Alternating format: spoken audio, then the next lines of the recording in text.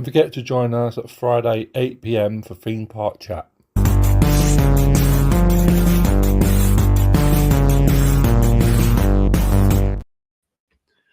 Hi everyone, it's Rand's Adventures, and tonight it's Theme Park Chat, Friday night 8 p.m.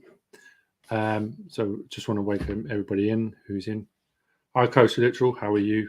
Hope you're okay. Hope well, I don't know if it's Beth or Andy or both of you, and B as well, of course. So I'm bringing great channel. They're amazing. Disney, cover Disney all the time, always up to date with everything at Disney, everything that's coming out in Disney, everything else like that. So what I thought I'd do first, actually, before I bring them in, I just want to do this first. Let's do this. Because it's Disney, we'll just bring this in for a bit. I'm probably going to get copyrighted for this one, but that'll be done.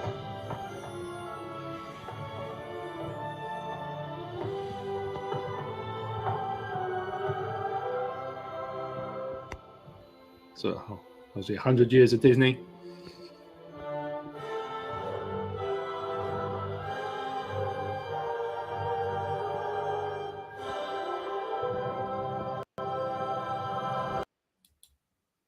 And without further ado, I'm going to bring in the Trekking Tailors. Hi, guys. Hello. Adam, you can't start a show like that with an intro like that and not expect me to break down in floods of tears. What are you thinking, man? I was thinking, actually, if that happened every time we drove up the driveway, that would be awesome. Ruined. pull into the house and fireworks go off. Yeah. I mean, that's how it should be for everybody. It should. Yeah. How are you, Adam? I'm good. You guys?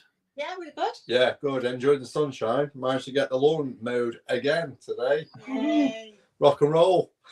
Oh, we've got, where we live, we've got no mow May at the minute. Like, the council will stop us mowing because of the bees and stuff.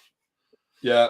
I wish that was the case here. Yeah, where we used to live, before it became very trendy, we got rid of our grass and got put artificial grass down, which would not help the wildlife, but It was great. It was great for mowing or not mowing. You just go out with the Hoover. Hoover it. It was brilliant. Epic. Yeah. So I just wanted to find out, like, obviously you guys are Disney mad. Obviously, I know that, and you do theme parks as well. Yeah. But where did you start, like, your channel? Why did you start it? Starting the channel, there's a little bit of a history to the channel that we've now got. So basically, I go to the gym, and many years ago there was a guy there that we used to go to the gym with who had his own YouTube channel, and he basically started doing episodes from the gym called Gym Life. It's focusing on like the four of us training, etc. That then got me interested into vlogging, of which I then did the odd occasional one when we used to go on holiday, which you kind of joined in, but not always. Really. And then over the pandemic type bit, I think you kind of suddenly decided that you wanted to start sharing your knowledge and love of Disney more. And so you thought that you'd also give it a go, didn't you?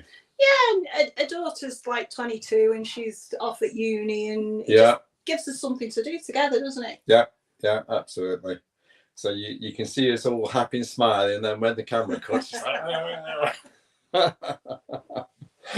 going through what we should have got. Our dad is like that.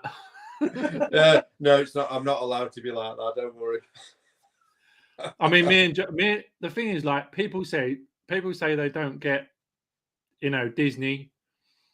Some people have said they don't get Disney, but me and Jodie know the feeling, that our feeling of when we go to, well, really, we only really go to Paris a lot. Obviously, I've only been to Disney World twice, and Jodie's only been once, and I took Jodie then.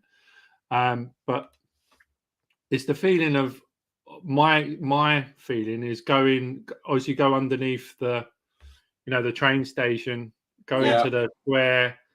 Turn the corner and look at that castle down the end of the street, down the end of Main Street, and you it's like a shiver goes down your spine. Yeah. It's the most. Even walking up there, turning around and seeing Mickey and Minnie on the balcony on the train station and things like that, or Winnie the Pooh in the corner. You know, that sort of thing. It just blows me away every time. Yeah. It's quite funny. You describing that just brings back our own memories, doesn't it? Yeah. So I was smiling when you were describing that. I was smiling because I could picture everything that you said, but also my own memories just, you know, came back of what we've done there as well. It's such a happy place. It is. You hopefully. It is. Yeah, it's such a happy It place, is. and it's somewhere you just leave all your troubles at the door. Yeah. And it just like reality doesn't exist for the time that you're there. I mean, that's the thing, though, isn't it? It just goes away. Yeah. So you've got Poppy, Grumpy. Hey, Grump. Hey, Grump. Hopefully meet soon. Hi, Kaz. Hi, Kaz. And you've got Nick and Claire. So yeah, I mean, we've been fortunate enough to go France and Disney World a few times. And I must admit, for me, but you see, Adam, I've always been into Disney, right, from being a little girl. But I never went to any of the Disney parks as a child. Never fortunate enough to. Well, they didn't exist when I was Florida obviously existed, but we Florida never did, yeah. And Euro Disney didn't exist when I was a little girl. Yeah. So actually, the first time I went was James took me for my 21st birthday. That was the first time we went to Euro Disney. Yeah, that was fantastic.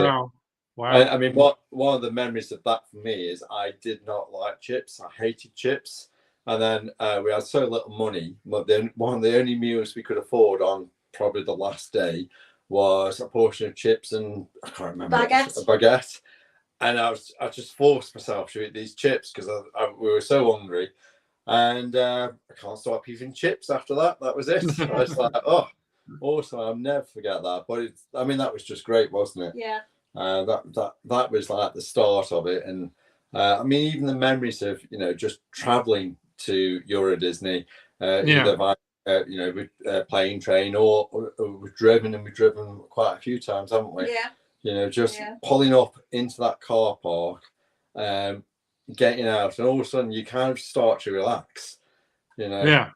And that's the same for lots of holiday resorts, isn't it? Whether it's Disney, Center Parcs, Universal, or cruise, you know, people, when they get to a place that they're happy with, they relax. But you describing walking into the main street and whatever.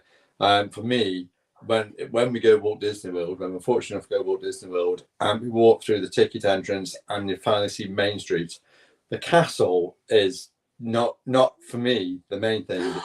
It's looking around and seeing Main Street and hearing the music, the piped music, and just seeing Main Street. The castle's there, but it's that entire area, that entire. I don't think you're listening anymore. If you're saying the castle isn't important, I don't think you should be invited anymore. It's part of it.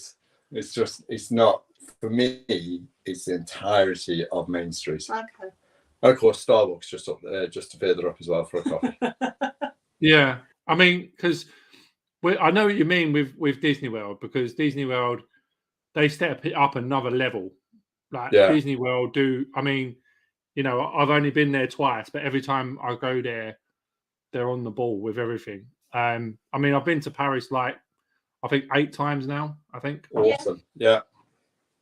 Yeah. So even at Paris, you know, Paris to me is an awesome park. Yeah. You know, I love Paris, Euro Disney, because it's not Euro Disney anymore. Just Disneyland Paris. Disneyland Paris, yeah. Yeah, because it's so compact, but in a good way. You can just, you know, you can walk around. You don't have to go and get transportation everywhere, which is great in Walt Disney World. But to me, Paris is great because you just, you know, walk down the village, choose which park you want, and then swap between them. It's fantastic. Yeah, that thing, that is very good where you've got that, you know, where they're right on top of each other. Yeah. You know, instead of in Disney World where it's further apart. It's a bit like California. It's very much like, I guess it's very much like California where it's close, but obviously they're across.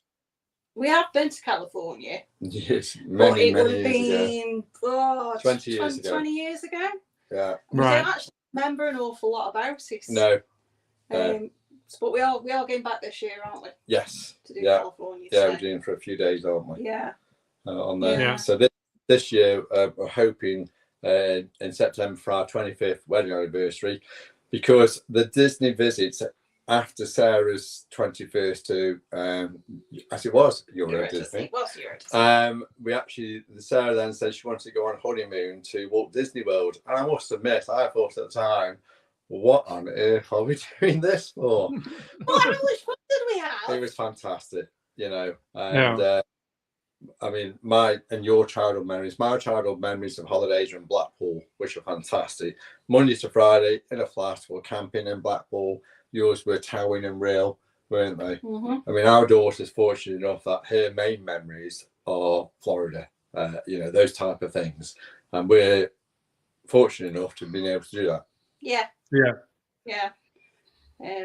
It is much more, it is really cool being able to go over there, as it's easier to get to Paris. Yeah. Yes.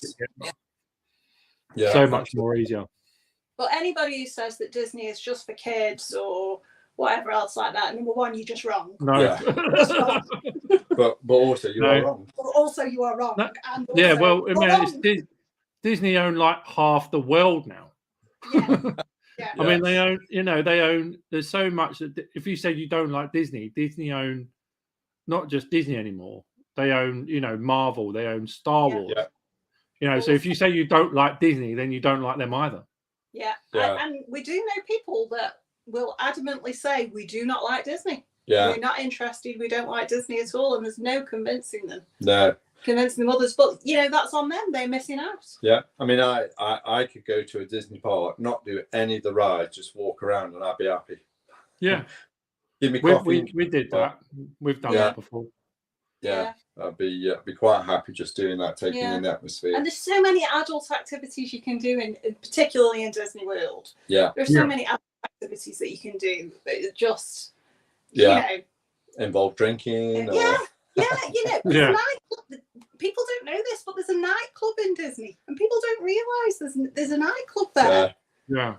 I mean, when we first went, there used to be. When we first went on honeymoon, there was so Disney Springs, as it is now, wasn't that big. It was called Downtown Disney, and it wasn't that big. But next to Disney Springs was a place called Pleasure Island. Yeah. And it was literally like 8 or 9 pubs and clubs. Yeah.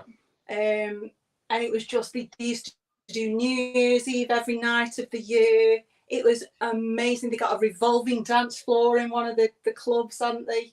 It was just the most fun. It was. I'm so sad that they took that away, because Pleasure Island was. It was awesome. It was awesome. They got comedy clubs. Yeah.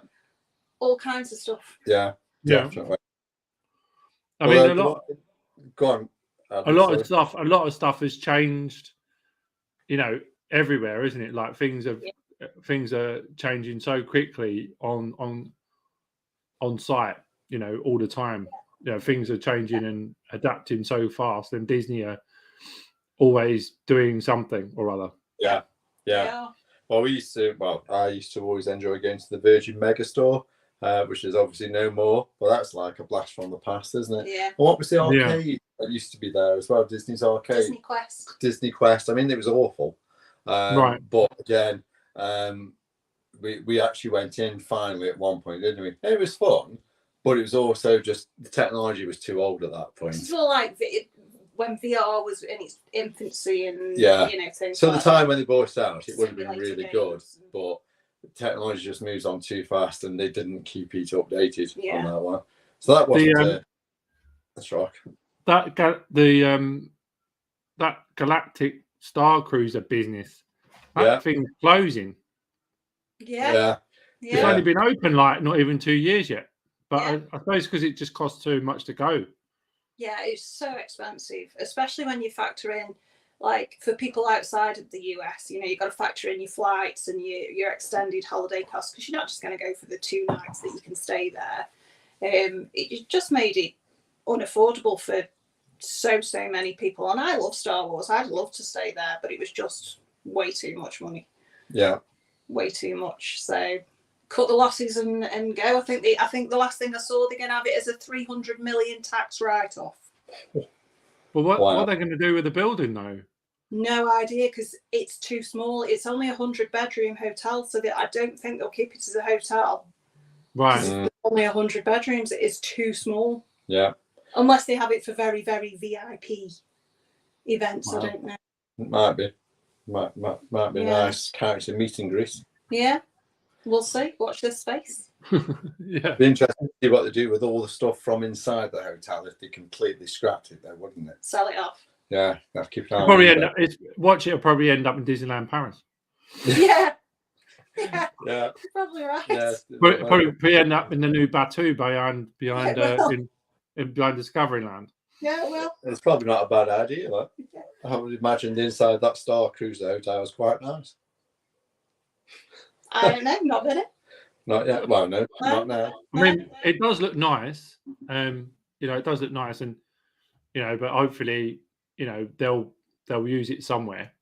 There's plenty. I mean, they've got California and Euro Disney that they can use it on. So yeah.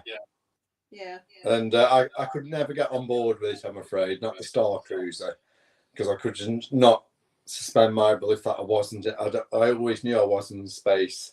I couldn't pretend I was in space because I knew I wasn't. You've got no imagination. Yeah, but it's just like it just didn't work on there. But aren't Disney doing something to a hotel in California now? Coming out with Nemo. They're doing the pier. No, they're just changing Pixar. They're changing the third hotel into a Pixar themed one. Yeah, something with Nemo. Oh, are they? Yeah. It'll just be a Pixar. Yeah, because we've got the Disneyland hotel, which is like really, it looks really dated now. It's just a block building, isn't it? And then you've got the Californian. Yeah, could be. We'll find out. Is it been upgraded now, or does it still look the same? No, it's still tower blocks, but it's the original. The original Disneyland hotel, isn't it? Yeah. So from nostalgic point of view. Yeah. There's that one. I think the Grand is it the Californian? Is the other one the one on site, isn't it? Yeah, it's the nicest. Well, I suppose they are both on site, but the other one's like closer, isn't it? It's on the other side of the road, isn't it? Yeah. I think Grand Californian's got its own entry into Disney's California Adventure, which is a nice bonus. But the Pixar one, as it will have a little entrance as well. So I was reading that Pixar one when they've done the water park and whatever. Well, the new stuff. She'll have a 186-foot water slide. They're keeping it on the roof. I don't know where they're keeping it, but it's a very old slide. Is it? Yeah. It's on the roof. It's one of the main points that they're selling, 186 foot. I can't even envisage how big that is. Quite long. That's massive. Yeah, it's quite long, isn't it? That perhaps it's literally on the roof all the way down. Yeah, that'd be awesome. All the way down to the swimming pool. All the way down the building, like around the outside. Yeah, that would be awesome. Yeah. And then they could check that into a Charlie in the Chocolate Factory and say you're down the drain. Davy Crockett says the best accommodation at DLP. Oh, we've had this discussion, Grumpy. You know this. You know my thoughts on this. Davy Crockett is absolutely great unless you get infested with ants. So we stayed there once, and it was really enjoying it until. I'm not saying this is everybody's standard experience, by the way. No, clearly wasn't. Until you wake up in the middle of the night, you think, "What's that crawling all over me?" And then you realise it's more than one ant, and it's crawling all over me, Sarah. And then we went into the bedroom. Our daughter's in there. She was covered in them. The floor was black, moving. It was grim. We managed to get out of that cabin, didn't we? We did. But at Davy Crockett, they've got a water park thing there, haven't they? That was excellent. Yeah.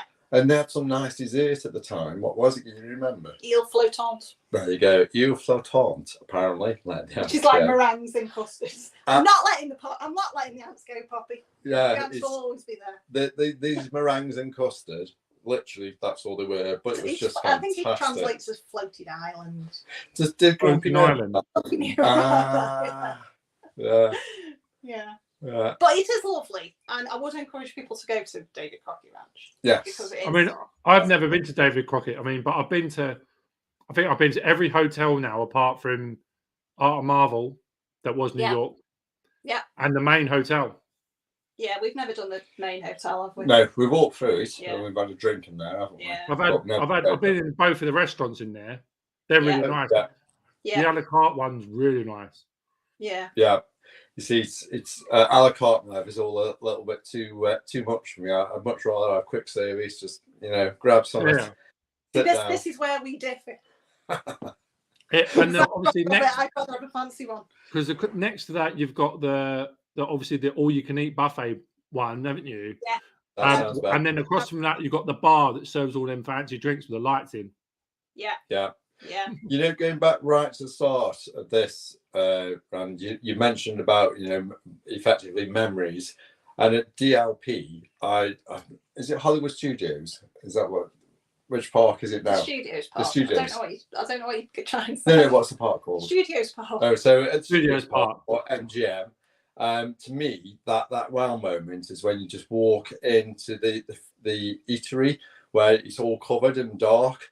That to me, I absolutely love that. So walk in there and it goes dark, and you've got the shop on your left and the food on the right and whatever. And that is that moment in that part for me.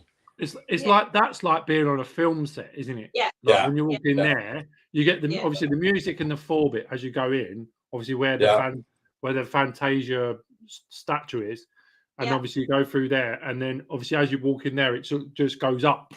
And you've got all the lights, things hanging down, and the car on the side, and it's almost like a road, isn't it, in the middle? And that's it. It's like a street, obviously, and as you go through into the main bit, it carries on. Like towards the Tower of Terror, obviously down towards where, it used to be where the tour used to be.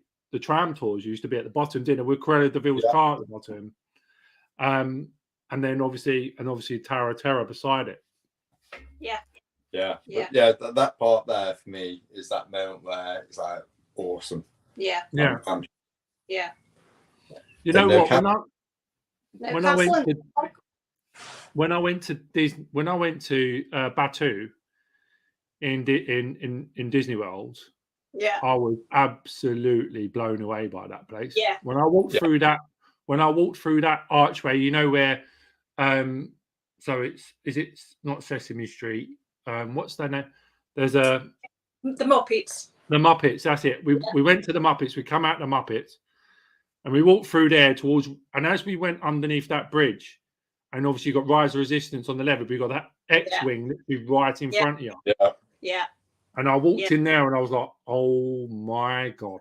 And as I got further down, and I got to the Millennium Falcon, and I was just like, wow. Do you know what did it for me, Adam? Because I went before James went, so I went with my daughter, and we went when Galaxy's Edge. It was only about 6 months old. Yeah. And what did it for me? I was in floods of tears, and it's the most stupid thing in the world ever. It was the doors in Docking Bay 7, because if you stand there and listen to them, when they go like that, the doors go shoom, like the Star Wars noise. They make the proper noise from the films, and I was like, oh my God, the doors go shoom. It was just the most stupid thing, and I was in floods of tears because the doors went shut. I know, and Olga's Cantina as well. Yeah. Olga's Cantina. That was amazing as well in there. Yeah. And then when we all went, when me and you went, because Yvonne was there, wasn't she? We went in there late at night, and when we came out, the park had effectively closed, and so we were one of very few people remaining in that land, weren't we? Yeah. At night, awesome. We'll give you the top tip. If you go into Olga's Cantina and you want nice empty photos of Galaxy's Edge at night, so Olga's Cantina stays open about an hour after the park closes. So make the last possible booking you can make for Olga's Cantina. I was thinking for us it was like 11:15, something like that. Late, oh wow! And then you're allowed to stay in for 45 minutes. So by the time you come out, all the day guests have gone, the ride queues have gone, the park is empty. You get amazing photographs, and there is nobody in the park. The rides are short, but no one's actively shooing you or moving you, are they? Nope. Right. The only staff you see is a couple of security staff and cast members walking. Yeah. But it is just the best time. We've got completely empty shots of the Millennium Falcon, completely empty. And here, because obviously in the day it's busy, you can't hear everything, but you hear all the noises that the Imagineers wanted you to hear. So you can hear all the Star Wars noises, you can hear the planes taking off and landing, you can hear people talking out of the windows, you can hear the creatures. It's just it's the best experience. Yeah, I would highly recommend that to anybody. Yeah. And if you're staying on Disney property and you're using Disney transport to get back as well, awesome. That was just the best thing. We had a private bus as well. So you go out to the park and you go to get your bus back, and normally you're sharing it with 3 million other people. And we just got out the park, and the transport manager just said, which hotel are you going to? Oh, we're going to Old Key West. Just get on the first coach, tell them where you want to go, they'll take you. So we literally thought that we were getting on this coach with other people and they were just going to go and drop off at different hotels. We got on this coach, it was us two, and the driver said, "Where are you going?" We said, Old Key West, shut the door, and he said, "Right, I'll take you there then." And literally one of their Disney buses with just us two. To Old Key, and pretty much to the door. It's the whole room, wasn't it? Because it was so late and whatever, they were literally just they were being used as a taxi service. Really, just the best incredible. Best really was incredible. Because we got one of them mini lift ones. Yes. You know, we got one of them when we were there. So over to Disney Springs because for some reason. It doesn't. You can't go over to Disney Springs until after 2:00 or something. So you can't get over on the buses until after 2:00. Yeah, it's because they don't want people parking at Disney Springs and then using the Disney transport for free.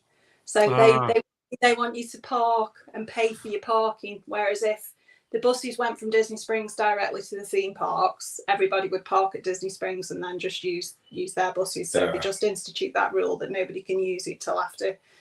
I think it's 4:00 from the theme parks. Yeah. 2 going the other way. Yeah. I mean, there are other ways. You can certainly go to hotels near the theme parks. Yeah. But Disney Springs and the buses from Disney Springs always seem to take forever then, don't they?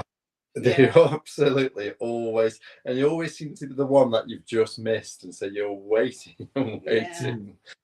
Luckily, the sandwich is just around the corner, isn't it? So that's always good stuff. I mean, we went on the Skyliner as well. It just opened when we were in 2019. Yeah. And the Skyliner literally just opened, and that was like going between. Like we got off, we went to Disney World, went there first. Got the went to the transportation hub, went to Epcot, got off at Epcot, and then walked through the side. And Jodie goes, "Oh, why don't we go to like somewhere else?" And then I said, "Oh, okay." So we had a little walk in the beginning part of Epcot, obviously space station, Spaceship Earth, stuff like that. Didn't go around the full bit, and then ran a bit near the England bit, the London Pavilion bit, and then we got on the Skyline. Is literally that gate there on the side. Yeah.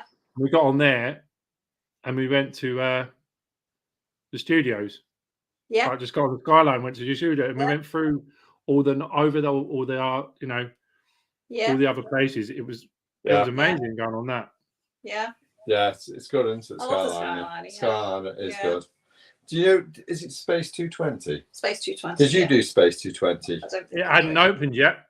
Right. Okay. When we were in 2019, they were still building that. Yeah. Right. And they were still building. They were still building Guardians as well. When I did, they were still building Guardians. Sorry to mention that. I say so. 2 different experiences there. Guardians is awesome. I've been told. I wouldn't know because my eyes shook. So please get me off. In about 10 seconds of it starting, and I wish I'd seen it. But I also found Space 220, that restaurant, to be very underwhelming. Was it? And expensive. For me, it was. Yeah. Again, you're supposed to be. Because you're supposed to be getting up in space, and you weren't really going up in space. Yeah. And where is actually in Return of the what's the ride called? I don't know what you're saying. In Star Wars. Mission Mission Rise Resistance, yeah. Rise so Resistance. When you actually get onto the transport, it does actually make you feel as though you are moving, etc. Whereas in Space 220, exactly, but Space 220, you go into kind of this supposed lift, this elevator that's going to take you up into space. Yeah. And the effect is just not there. It's just screens, you know, you can see like the ground becoming more and more distant, which is great. Yeah, but they can't launch people because they vomit. No, I know, but it just wasn't there. There was no, oh, I think I've just gone up. It literally was. Yeah, I know what you mean. Sort of like an elevator effect, sort of like a little bit of a. Yeah, I know what you mean. And then when you walked out into it, you had the massive screens, but also then what was displayed on the screens seemed to loop very, very quickly, didn't it? Yeah. Very quickly. Yeah. So, you know, and for me, if I ever got into space, I very much doubt I would see the same thing so quickly on the screens. Over and over again. Yeah. So 220 was just disappointing to me. Yeah, but go and see it. Yeah. Oh yeah. I will go when because we're planning to go in 2025 after Epic opens. Yeah. Hopefully. Yeah. So we're saving up to do that, but we want to visit Disney, go back to Disney, and then visit all the other ones, like visit most of the parks in Florida. We want to visit. Yeah. Because we didn't visit all of them last time. We missed out on so many. Yeah. Well, when you've done Guardians again, or when you do, Adam, let me know what it's like. Well, when I do it for the first time, I'll let you know what it's like. Yeah, please, let me know. I don't find it too bad. No. Obviously, Velocicoaster, I haven't done that either. So I missed that by they were building it, as I said, when before. Yeah. Surprisingly, that one is okay. You know, I couldn't do it time and time again. I have to have a gap. But I think we did it twice, didn't we? Twice. Yeah, we did it in the day and at night. Yeah, and it's a definite must-do. It's an absolute definite must-do. 3 weeks over there, Grumpy, that sounds awesome. Yeah. I mean, we're going to go for close on that as well, I think, when we go. Excellent. Yeah. So much to do. To fit all the parks in, we're going to have to do it at least that sort of time, I think. But I think we're going to stay off property though. Yeah. Well, when we went last time, I know obviously we focus on Disney a lot, don't we? But we also always try and do other things. We always do try and find something that we haven't done before. So last time was a rodeo. And like it wasn't a Disney rodeo at all. It was a proper non-tourist rodeo, wasn't it? It was a cracker rodeo. It was fantastic, absolutely fantastic. Yeah. But we also then did kayaking, didn't we? Yeah. On a see-through kayak in Crystal River? Crystal Springs, I think. Crystal Springs. That was just stunning as well. Incredibly stunning. Yeah, I would encourage everybody to do that. It was amazing. Yeah. We had a glass bottom kayak. It was just saw a gator. Saw a live gator. See this? I was taking them. This is where I got my own back on Sarah for. He was vile, Adam. Literally, because I want to see gators and I want to go as close as possible, but I'm in the back and Sarah's in the front. So actually, even though I'm getting close to the gator, Sarah's getting really close to this gator. And I kept telling him to stop, and he kept just paddling it forward. I was not impressed. And a few years ago, we did another kayak experience, didn't we? Yeah. It always happens to Sarah. Yeah. And a manatee, we didn't know they were there. A manatee literally surfaced. Well, he swam underneath because you were with Evie in one kayak, and I was on my own kayak, and this manatee swam underneath me, and he tilted he decided he was going to surface. Wow. So he tilted the kayak, and I was like, "Oh my god, it's an alligator gator!" That was fantastic. And then previous to that, one of the other non-tourist things that I pretty much made Sarah and Evie to do was on July the 4th, Independence Day. I was desperate to go to a proper American independence celebration. Not a Disney. Right. I didn't want anything like that. Oh my life! Like a proper American place to do it. Yeah, and that's exactly what we did, wasn't it? It was two different experience. Another experience, yeah. Yeah. I absolutely loved it. It was fantastic. Sarah and Evie, on the other hand, weren't quite so sure about it, were you? No, it was. I mean, the Americans know that Americans have got a different, it's very, over the, very over the top. They are very over the top when it comes to Independence Day anyway. So, they do actually pull out all the stops when it comes to something like that. To me, it was just because it was so authentic as well. We were in their proper place rather than it being at all touristy. It was just awesome, wasn't it? Yeah, and it was exactly like, you see on the television where they get like the lawn chairs out and sit on the side of the pavement, and they've got, like, the beauty queen pageant waving as she goes on the parade. Yeah, hot dog contests and all of that was going on. All of that. It was really? Yeah, was it like a parade down the street or something? Yeah, it was the crappiest parade in the world. It's one of them where I must admit I envisaged like this parade not to be Disney standard, but to be massive and big because it's the American Independence Parade. Oh my life, I could not have been so wrong. It was literally people in the cars or in their 4x4s or pickups. Not the beauty pageants. Well, we could have joined in. Anybody could have just driven the car and just waved. It was just awesome. Oh, right. But it was awesome because it was just so unexpectedly not professional. Right.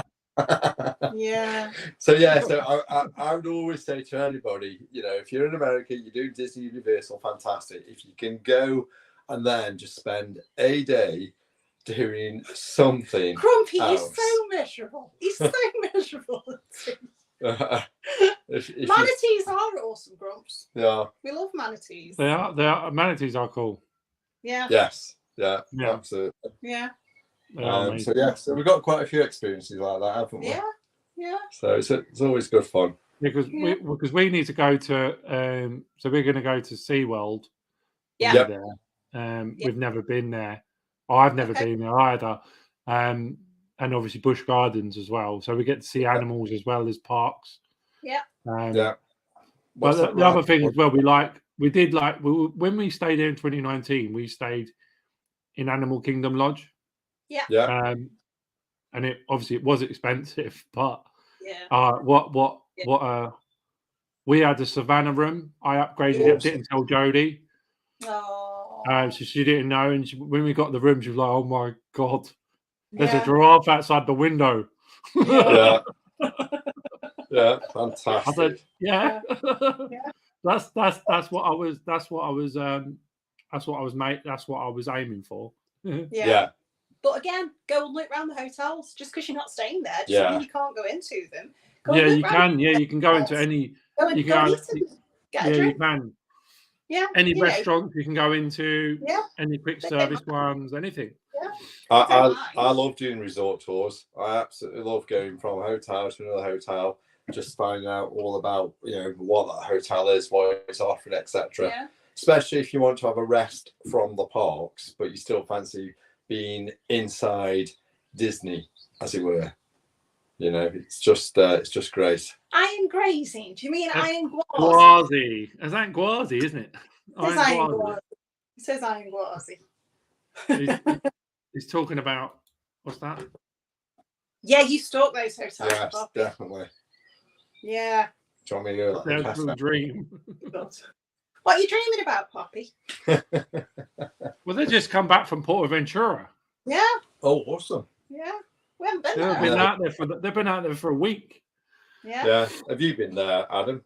No. We are planning to go, but it's obviously trying to get, like looking at priorities and what to do. And if we're going to go to Disney, we've got to be careful of what we're spending money on. Yeah. So, I did see a rumor not long ago that Universal were interested in buying back Portaventura. Oh, really? That'd be interesting if that came off. Yeah, because it. I mean, but I mean, like the Uncharted ride, that's Sony. Yeah. When that's about to open, so I don't know what that's going to be the deal with that. But I mean, they share things, don't they? So they obviously they've got, Disney have got Spider-Man and Universal have got Spider-Man. So I think they just agree these things and licensing arrangements and money changes hands and hopefully they'll be able to sort it out. But it'd be nice if they do that. But I think we're planning a trip to obviously to Thingy, aren't we? Plopsaland, yeah. Yeah. Yeah, and I've got the time off and I can't wait to go now. Yeah. Oh, excellent. Obviously, Poppy, you've got to sort it out, by the way. You've got to sort out the You've been back about pricings and stuff. Now she's back, she can sort out the pricing. Right, Grumpy and Poppy come back today? Yeah. This literally came back today. Literally today. Excellent stuff. Yeah. So and I think Steve's going somewhere. I don't know where he's going, but he's going away now. He's doing a European park. Oh, is that European trip? So he's going to Plopsaland as well then. I think he's doing Plopsy, Asterix, Disneyland. What's the one in Belgium? Belgium? What's the other one in Belgium? No, is it Holland? Wallaby. Wallaby. Yeah, that one. He's not going to Phantasialand. I don't think so. Which is the one that's like my ultimate park, that place, I tell you. Yeah. Ultimate park is Plopsy. Yes. Phantasialand. Yeah. Yeah. So it's because of the theming. Yeah. Yeah. She said she said it was almost Disney-esque. Yeah. It was very, very, very close. The same as Efteling. Yes. That place is supposed to be like Disney, almost Disney. It just looks weird though. I mean, all those people with the big long necks. It's old, isn't it? It's old stories and stuff. Yeah, it's like European nightmare fairy tales. Yeah. Here's something that'll keep you going. Yeah, here's something that'll, mortify your children for years to come. I've lost the train of thought. Where they've gone? Right, where are we? I've lost. It's like all the things going like this. Yeah. I was going to ask Adam what your favourite snack is at Disney, because I'm always one for a bit. Are you a snacker, food. Adam? Do you like it? Yeah. When I was there last, I was eating the Mickey donuts. Yeah. Yeah. I'll go with that. The Mickey donuts. Although.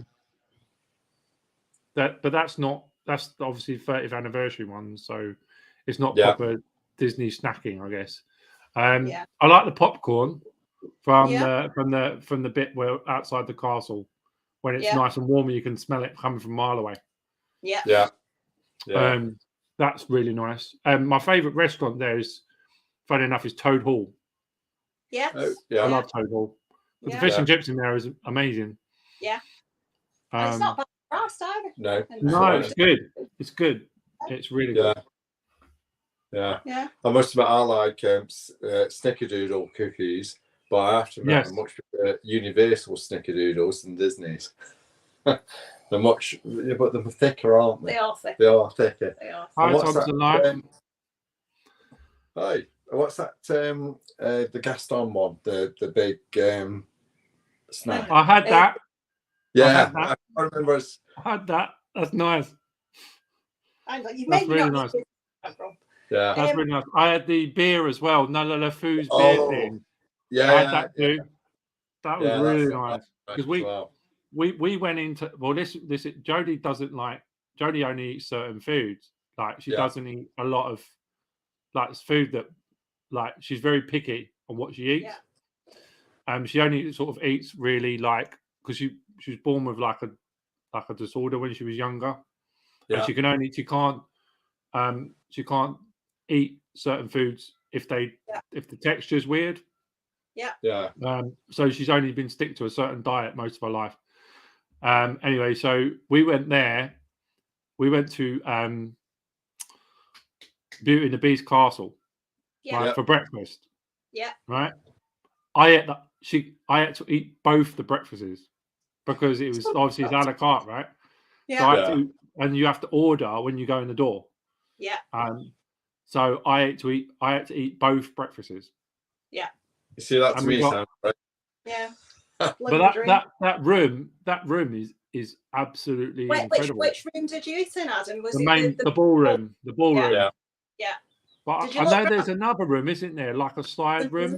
There's another 2 rooms. So there's one with a music box, which I think is just it's a bit like a cafeteria. It's poor. Yeah. And then there's the West Wing, which is obviously all dark and gloomy, and the beast spinning and shredded everything, and it's where the Enchanted Rose is, and you can go in and watch the petals. Yeah, that's one thing we didn't see, but I like the effect through the in the ballroom. I like the effect through the window and all the snow and all that sort of stuff. Yeah. And one thing I found out as well when I was watching, because as we was going to go, I was watching a lot about obviously the thing, and all the painters. Kids are on the ceiling, right? All their faces are on the ceiling. Yeah. And I was like, oh, okay. Yeah. I didn't realise that, and that sounds quite terrifying to me, actually. It's all their kids' faces are all like the cherubs on the ceiling. Yeah. Grumpy Theme Park says, "What are your thoughts on the rumour of Splash Mountain going to Universal?" We've had this conversation, Grumps. You know, we had that before, yeah. I can't believe Disney would allow that. No. Oh, Poppy's on it this weekend. Yeah, Poppy's on the planet. Whole issue. Yeah. I can't believe Disney would allow that. They don't own it. They don't own it. No, I googled it. Googled it, and Disney don't own the rights to Brer Rabbit and stuff. Yeah, but with the reason why Disney have got rid of it, why would Universal then take that on? This is my thing. I think it's too hot a topic to put anywhere. I think it's too controversial to put anywhere. Yeah. So, and they'd have to retheme the entire area. Yeah, I couldn't see that happening. I couldn't see that happening. But I could see why they may want to, because if Disney don't own it, the theming's very popular, isn't it? Yeah. But I just don't think it would be the right thing to do. You shouldn't do it. No. If it's gone for the reasons why, which are correct reasons, it shouldn't be around now. Yeah. Sesame Street, SeaWorld as well, Adam. Sesame Street. Yeah, in SeaWorld they've got a whole Sesame Street land. Have they? Yeah. All right. Yeah, I definitely need to go when we go over there. Like Jodie's like adamant. Obviously, I know that she wants to see that, and she wants to see obviously Busch Gardens. I know it's got rides in it, but I know there's animals there too, so she wants to look at that. Yeah, and you can go and pay extra and feed the giraffes. That's a nice thing to do. They take you out into a safari truck and you can go and feed the giraffes. Yeah. I'm just working my way through the comments. Right, carry on. There's a big massive list. What's that ride into Busch Gardens that I love, the drop ride? Falcon's Fury. Falcon's Fury. People said that's freaky, bloody scary. It's awesome. To me, that's the type of ride I can watch. Because James struggles to do roller coasters now with the motion sickness. He's really good with drop tower. So he loves roller coasters, but it's the sickness. But the drop tower, obviously, it's really high, and you go up, and it sits up, and then it leans you forward, and then you drop, and you drop face down. It's awesome. I wasn't a fan. What's that? The Falcon's Fury. Falcon's Fury. Yeah, definitely do that one, Adam. When you get over there, and obviously let go of the harness and whatever. So because it sort of. It takes you forward, go flat and then swings out the bottom, doesn't it? You go up as normal, like you're sitting off, and then when at the top, it then leans you forward, so you're facing down to the ground, and then you drop. Oh wow, that's scary. That's scary, right? Yeah. That's high as well, isn't it? Yes. Yeah, absolutely. One of the worst rides I could ever go on though is Mission Space. I never went on that. I never went on that. I'd love to go back on it, but there's just absolutely not a chance. I mean, what ride has its own sick bags? Yeah, that ride has its own sick bags. So even the non-motion one is just too much. It's an awful ride, and it's the only one I will refuse to go on. Yeah. It's a shame. Yeah. I'd love to be able to redo these rides I can no longer do. It's just horrible. Yeah. It's a horrible ride. I just think that some of the rides there, like in general, are still I've still got to go on. So even that new surf coaster, the Pipeline, that looks incredible. Yeah. They said what's there you go. This is from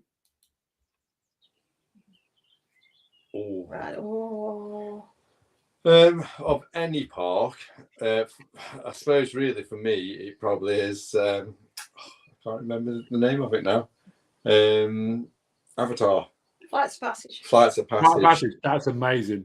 It's amazing, and part of the reason why I love Flights of Passage is not only the ride, but if you look to the left and right and see the mechanism and see these massive pieces of infrastructure moving exactly the same time. I know exactly what you mean. It just blows me away, that does, when you see all the thing is, I had to look around as well. Like as soon as I got in that chair, and the screen rolled and the thing rolled back in front of you. Yeah. I was like this. Yeah. And all you can see was like people here, above you, people below you, and the screen was like huge. Yeah. And then when it's moving and they're all doing it, those machines are doing exactly the same. It's just stunning. And then the ride's as well. I love the ride. Yeah, the ride. I think it's the closest thing you'll ever get to flying. It's incredible, the ride is. Yeah, I hope they update it, though. I do hope they update it. Like bring out a new film, or I think they'll do the Way of Water. I think they'll put that in it. Yeah, that would be good. Rise of the Resistance is good, but to me, it's not my favourite ride. No. It's probably my favourite attraction. Yes, but it's not my favourite ride. Yeah, I missed that by a day. Oh, yeah. A day. It is very good. Opened the day we left. So we were going to. We was 12 days in Disney and 4 days in Universal, and Islands of Adventure and Universal, and we left the day. We left the day it opened. Yeah. So that was my ride. What was your favourite ride? Do you know what, Adam? It wouldn't be a thrill ride. My favourite ride, and it's really sad, is actually the People Mover. Oh, that's awesome. That's amazing. Awesome. And it's not even that, you just sit on it, but I love the People Mover. I love the People Mover. Especially saying now it goes past Tron. Now as well. Like, I mean it's obviously you've been out and you've seen Tron. I watched it being built in 2019. It was sort of like the main structure was up. The track was coming out of the hole in the wall, one part of the track, and it was just stopped. And there was like loads of like tarpaulin around the track. But obviously the railway wasn't going around, obviously, because they were building Tron. The People Mover is when you go through all different parts of that's amazing. And in Universal, again, it wouldn't be a thrill ride, and I will lose my mind if they get rid of it, and I'm sure they will at some point, but it's E.T. E.T. Yeah. E.T. is amazing. The whole nostalgia of it. I love sitting on that BMX bike and just, rescuing E.T. and then going to the E.T.'s planet and that whole fever dream of when you're flying over them. Yeah. That is proper good. I don't think they'll ever get rid of that ride. It's too nostalgic. Yeah. Hopefully not. Yeah. I mean, they've got rid of so many rides there, though. I mean, when I went there before, they had like this was a long time ago. They had like the King Kong ride was different. It was like kind of it used to sort of drop down suspension thing. You should, and obviously Jaws was there then as well. Yes. The Jaws ride, and I went on both of them, and the Back to the Future as well. Yeah, and that's gone now as well. Yeah. I mean, it's just the Simpsons. It's the same ride vehicles, but I mean that Kong ride now. When we first went on it, it was awesome. That was a stunning ride.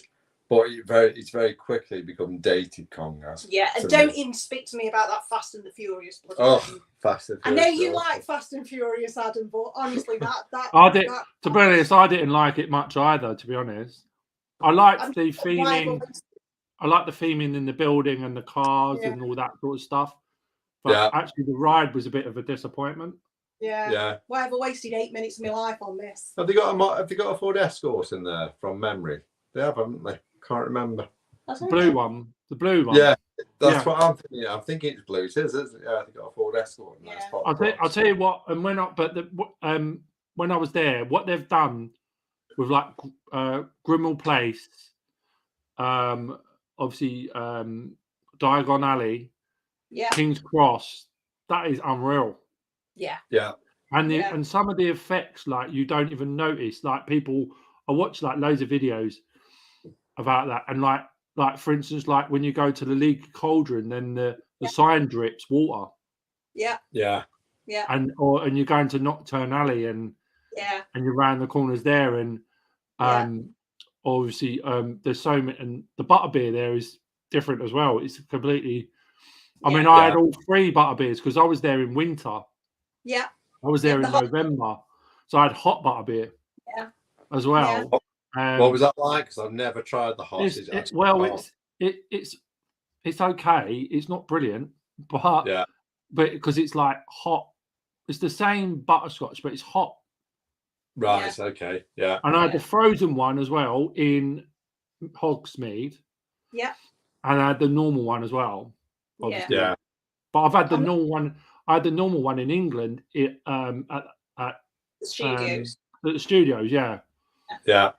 Yeah. So, I'm not a frozen one. I haven't tried the other 2 yet. It's always the normal one, I'm afraid. But the fish and chips in the 3 Broomsticks was really nice as well. Yeah. Yeah. Yeah. Because we had a breakfast there, didn't we, this time? Yeah. Well, that's because kids' breakfast. Yeah, we had a kids' breakfast, which was plenty. Well, not plenty, but it was enough. Was that the Broomsticks? Yeah, kids' breakfast. It's much cheaper. You only get 1 sausage less. Yeah. And it comes with a drink included, so you can have butterbeer with it. Yeah. As well. Yeah. Oh, Twister. Just mentioned Twister. See, I still got from when we went on honeymoon a little Twister water thing going there that created like a water twister. And ET is now the only remaining attraction from the opening. Yeah. That's the only remaining ride that's still there. I think like the horror show is still an original opening attraction in ET. But I mean, I love Jaws. Yeah. I was gutted when I understand why they had to take Jaws out to put Diagon Alley in, but I love Jaws. Yeah. I mean, and all the little touches to Jaws that are still in Diagon Alley as well. It's just it's great. I mean, did you know the rumour outside? You know where the fountain is? Just outside London.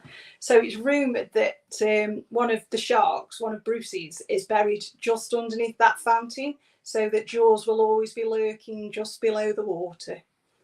Oh, right. I don't know if that's true or not, but I like to think. I don't know, because that's where there's a because is it Indiana Jones or something? There's a spectacular thing just around the back of that now, isn't there? So you know where you come away from Grimmauld Place, and you know where you got obviously you got the aliens, Men in Black thing, and behind that there's we didn't actually go in it, but it was like I think is it like a Fear Factory was what it was. It's not the Bournemouth. No, it's not the Stunts. I think they use it at Halloween Horror Nights for things, and I think it's Fear Factory. Okay. Yeah. I don't think they do Fear Factory anymore. Right. Yeah. Yeah, because it was like I would try to go back there. It looked like it used to be like a stunt show or something. Yeah, they use it for like I say, for Halloween Horror Nights for the shows and stuff. They did have a thing. I think it was I don't know if it was a British program, but it was an American program called The Fear Factor. Right. And they'd have you like holding spiders and snakes and horrible stuff like that. Yeah. Get lost, Grumpy. 999,000. Don't believe. Smashed. So I mean, I did like that ride. It's very spinny.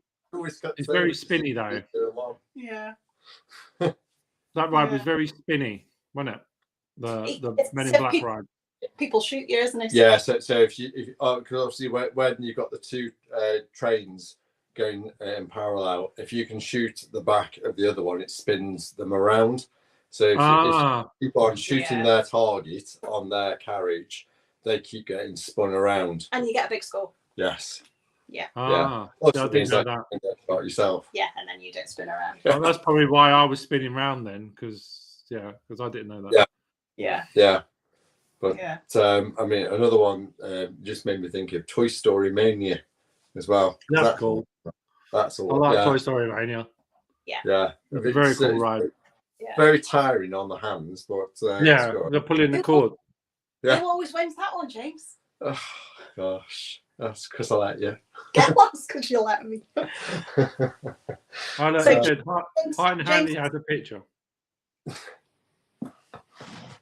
Yeah. We need to see evidence. Right. Oh, there you go. Stuck in there for 2 hours. There you go. I got broke down and got stuck for 2 hours. That's why. Yeah. So James hasn't done web slingers yet. No. You've done web slingers in Disneyland Paris. Oh, it's amazing. That's amazing. Is it? Excellent. Yeah. I mean, again, you got to be very quick though. Yeah, that technology just. I mean, I know it's just like good old Xbox and whatever that type of technology, but if you have the, I don't know what it is like if you have like the things, like the arm pieces and stuff. I don't know whether that makes it any different, but you have an Iron Man one, you've got a Doctor Strange one, and another one, I think. I don't know how they affect the game. I've seen, and obviously you get the Spider-Man goggles as well, didn't you? Yeah. I've seen a vlog of somebody using the hand things, but in California, and they said it made a massive difference. Really? Yeah, they've got one each, so they were trying it out, so they said it made a massive difference. So if you don't actually do the movement, you don't have to do the movement. No, you won't score anything. You don't do that. Oh right, yeah. So it does literally know if you're not doing it though. You don't have to go like that. What do you have to do? It doesn't matter, just whatever. You can raise your fingers up to it. Yeah, I was basically just doing like a Spider-Man sort of thing like that. Yeah. And it was like, you know, but Jodie like got a better score than me. She's got 175,000 points. Ecstasy. Yeah. I was knackered after the first room. He said her arm was hurting. Like Poppy said exactly the same thing. Web slinging is the workout. It is. See, that's why I was asking. Do you have to do the movement? You have to do something with your hands. Can you just kind of go? No. If you had, I think if you had the thing on your wrist, I don't know how that would work. If you've still got to do the same, or whether it just moves. I don't know. If you just point it and it fires, I don't know. Yeah, we'll have to find out one day. We'll find out this year. You have to. The only thing is you got to pay for it, right? Yeah. Pay extra for them. Pay extra for it, yeah. Yeah. No, we'll just do the good old hand stuff. We'll just do hands. Yeah. Hands. And I'll still beat you. We'll throw some hands. Yeah. One thing that we missed out on was as well. It was just gonna. I think they were just doing it up. Was Mickey and Minnie's Runaway Railway? Yeah. In the Chinese theatre. Yeah. Literally, we because obviously there used to be that hat in front of it. Yeah. And then they took it away, but when we were there, it was gone. Yeah. But we missed on that because they were just literally they had all cordons in front of it, and they were just building that then. Yeah. but we missed out on that as well. Yeah. It's a nice little ride. It's a nice, relaxing ride, and again, a bit like same technology as Rise, so trackless vehicles. And in one room where in theory you're doing ballet dancing, if you look at all the vehicles, the 3 or 4 vehicles, again for me, just see three vehicles doing exactly the same movements was just the technology behind that was better than what was happening on screen to me.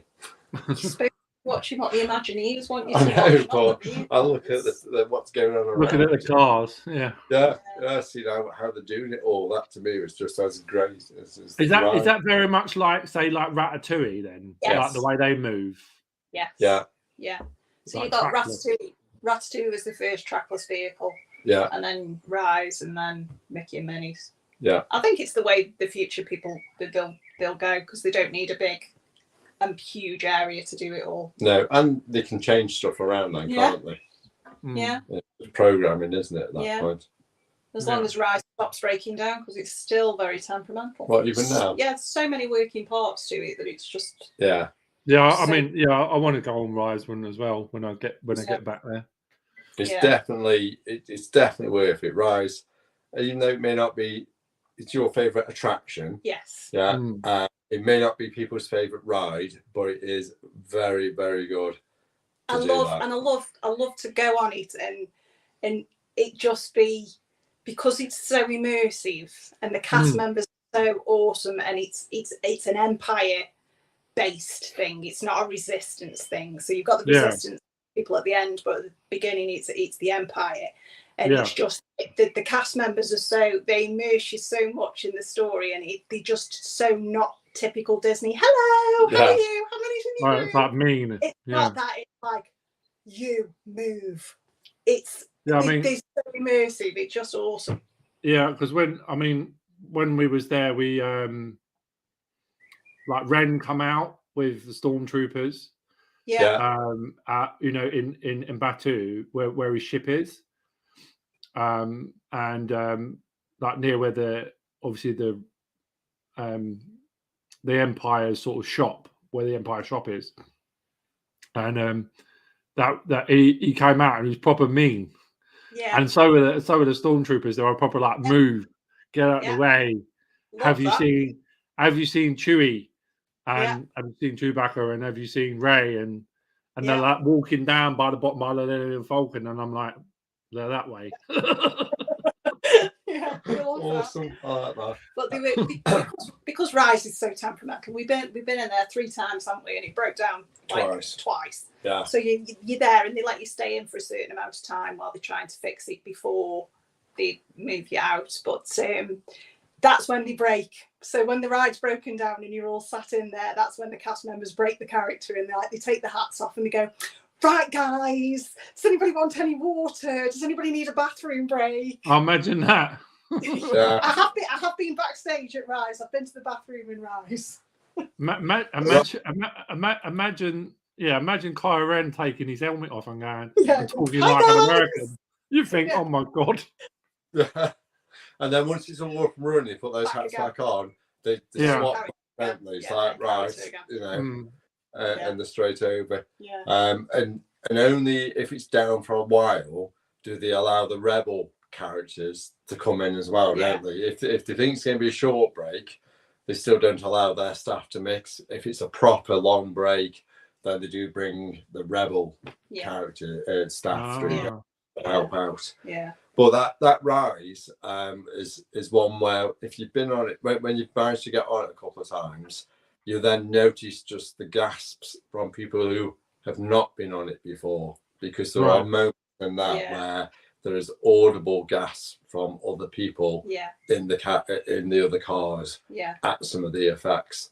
Well, because how good they are. Yeah. I mean, because when we was on Smuggler's Run, so me and Jodie both went on Smuggler's Run. Yeah. Which job did you get, Adam? We got the engineers, the ones at the back. Yeah. So you have to push the buttons. That was it was good, but obviously you couldn't really keep your height. I mean, you couldn't really keep your sort of sight on the screen too much, because you were trying to look to your left to press the buttons, which were here. Yeah. You know, so it's like you kept sort of doing this. Yeah. But the experience was like proper amazing. Inside of the Falcon in there was like proper amazing, with like the chessboard table and the effects, and like you could see like it's like all the battle damage, like all the the sparks on the walls, and that was proper immersive. Yeah. And again, because everybody wants to be the pilot, everybody wants to put the Millennium Falcon into hyperspace. Everybody wants that job. Ask the cast members. Ask them if you can be the pilots, because they said, didn't we? Because we went in and I said, please, can we be pilots? And they said, yes, absolutely. We would rather you ask us than sulk about being a gunner or whatever else. So they can't always accommodate you, but they will do their best. So if you desperately want to do that, ask to be a pilot. See, it's not intense. It's not intense. It's not. It's not. I can do Smuggler's Run, and from a. It's not intense. It's a bit like Star Tours, right? Where it moves about a bit. It's not a roller coaster or anything. No, especially from emotion sickness, I can't do Star Tours. But you can do that. Do you know what I wish with Smuggler's Run? That they removed all the jobs. To me, the job part ruins it. But not putting it into hyperspace. Yeah, you want to put it into hyperspace, right? Yeah. Well, that's what I'm going to do next time I go. I'm going to make sure I get hyperspace. Ask them if you want the right-hand pilot, because that's the one that puts it into hyperspace. The left-hand pilot steers it, but the right-hand pilot puts it into hyperspace. Grumpy says scared it'll mess up. Don't matter. It's pre-buttoned anyway. You just got to push it. It tells you when to push the buttons. Although the pilot isn't pre-buttoned, so you can mess that up. Can you? No pressure now. Though. No pressure, but you can mess. You can actually mess up what the launches and the stuff. You can mess that up. Yeah. All right. So what did it do? Crash? Yeah. You know when it bounces off, it can bounce. Particularly the left-hand pilot, because you're steering left to right. Right-hand pilot steers up and down. You can bash and crash into things, and that lowers your score. Some people do get very shitty about it. You see, I don't care. I was just pressing the wrong button anyway because I was too bothered looking around, so I didn't care. It's just like, yeah, whatever. I don't care. Smash it, whatever. It's your ride. Do what you want with it. Yeah, get Chopper in. He'll drive it for us. Yeah, but no, it's not bad. It's. I just think it's just a nice experience in general. Yeah. I think the whole, even one thing I did like is like the animal, obviously in the marketplace, and you had like the animal stall and all that sort of stuff as well. Yeah, that was amazing. And obviously you can build your own, obviously like droid, and you can build your own lightsaber. The lightsaber's really expensive though. They're like $250. Yeah, that's a bit too pricey for me, but I would love to come home with one. But no, it's a bit too, and it's getting it home as well because the thing's massive. Yeah. Plus, I'd want it work for $250. They do work. No, I mean they don't like a lightsaber proper way. They light up. Yeah, no, you want like a light that comes out and actually, it's not like not made of plastic, right? Yeah, exactly. and ideally, if you then chop something with it, it actually cuts. It actually cuts through it. Yeah. You drag it on the floor, and it makes like that. You know, that scorch mark on the floor. Yeah, I might be tempted to pay $25 for that then.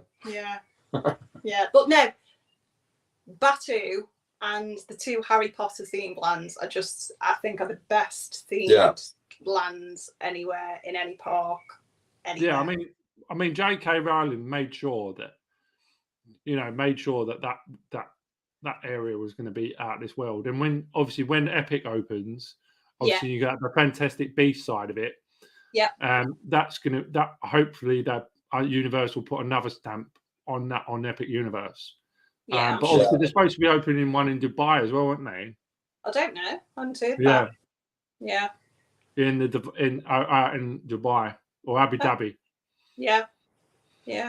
So I know Disney wanted Harry Potter.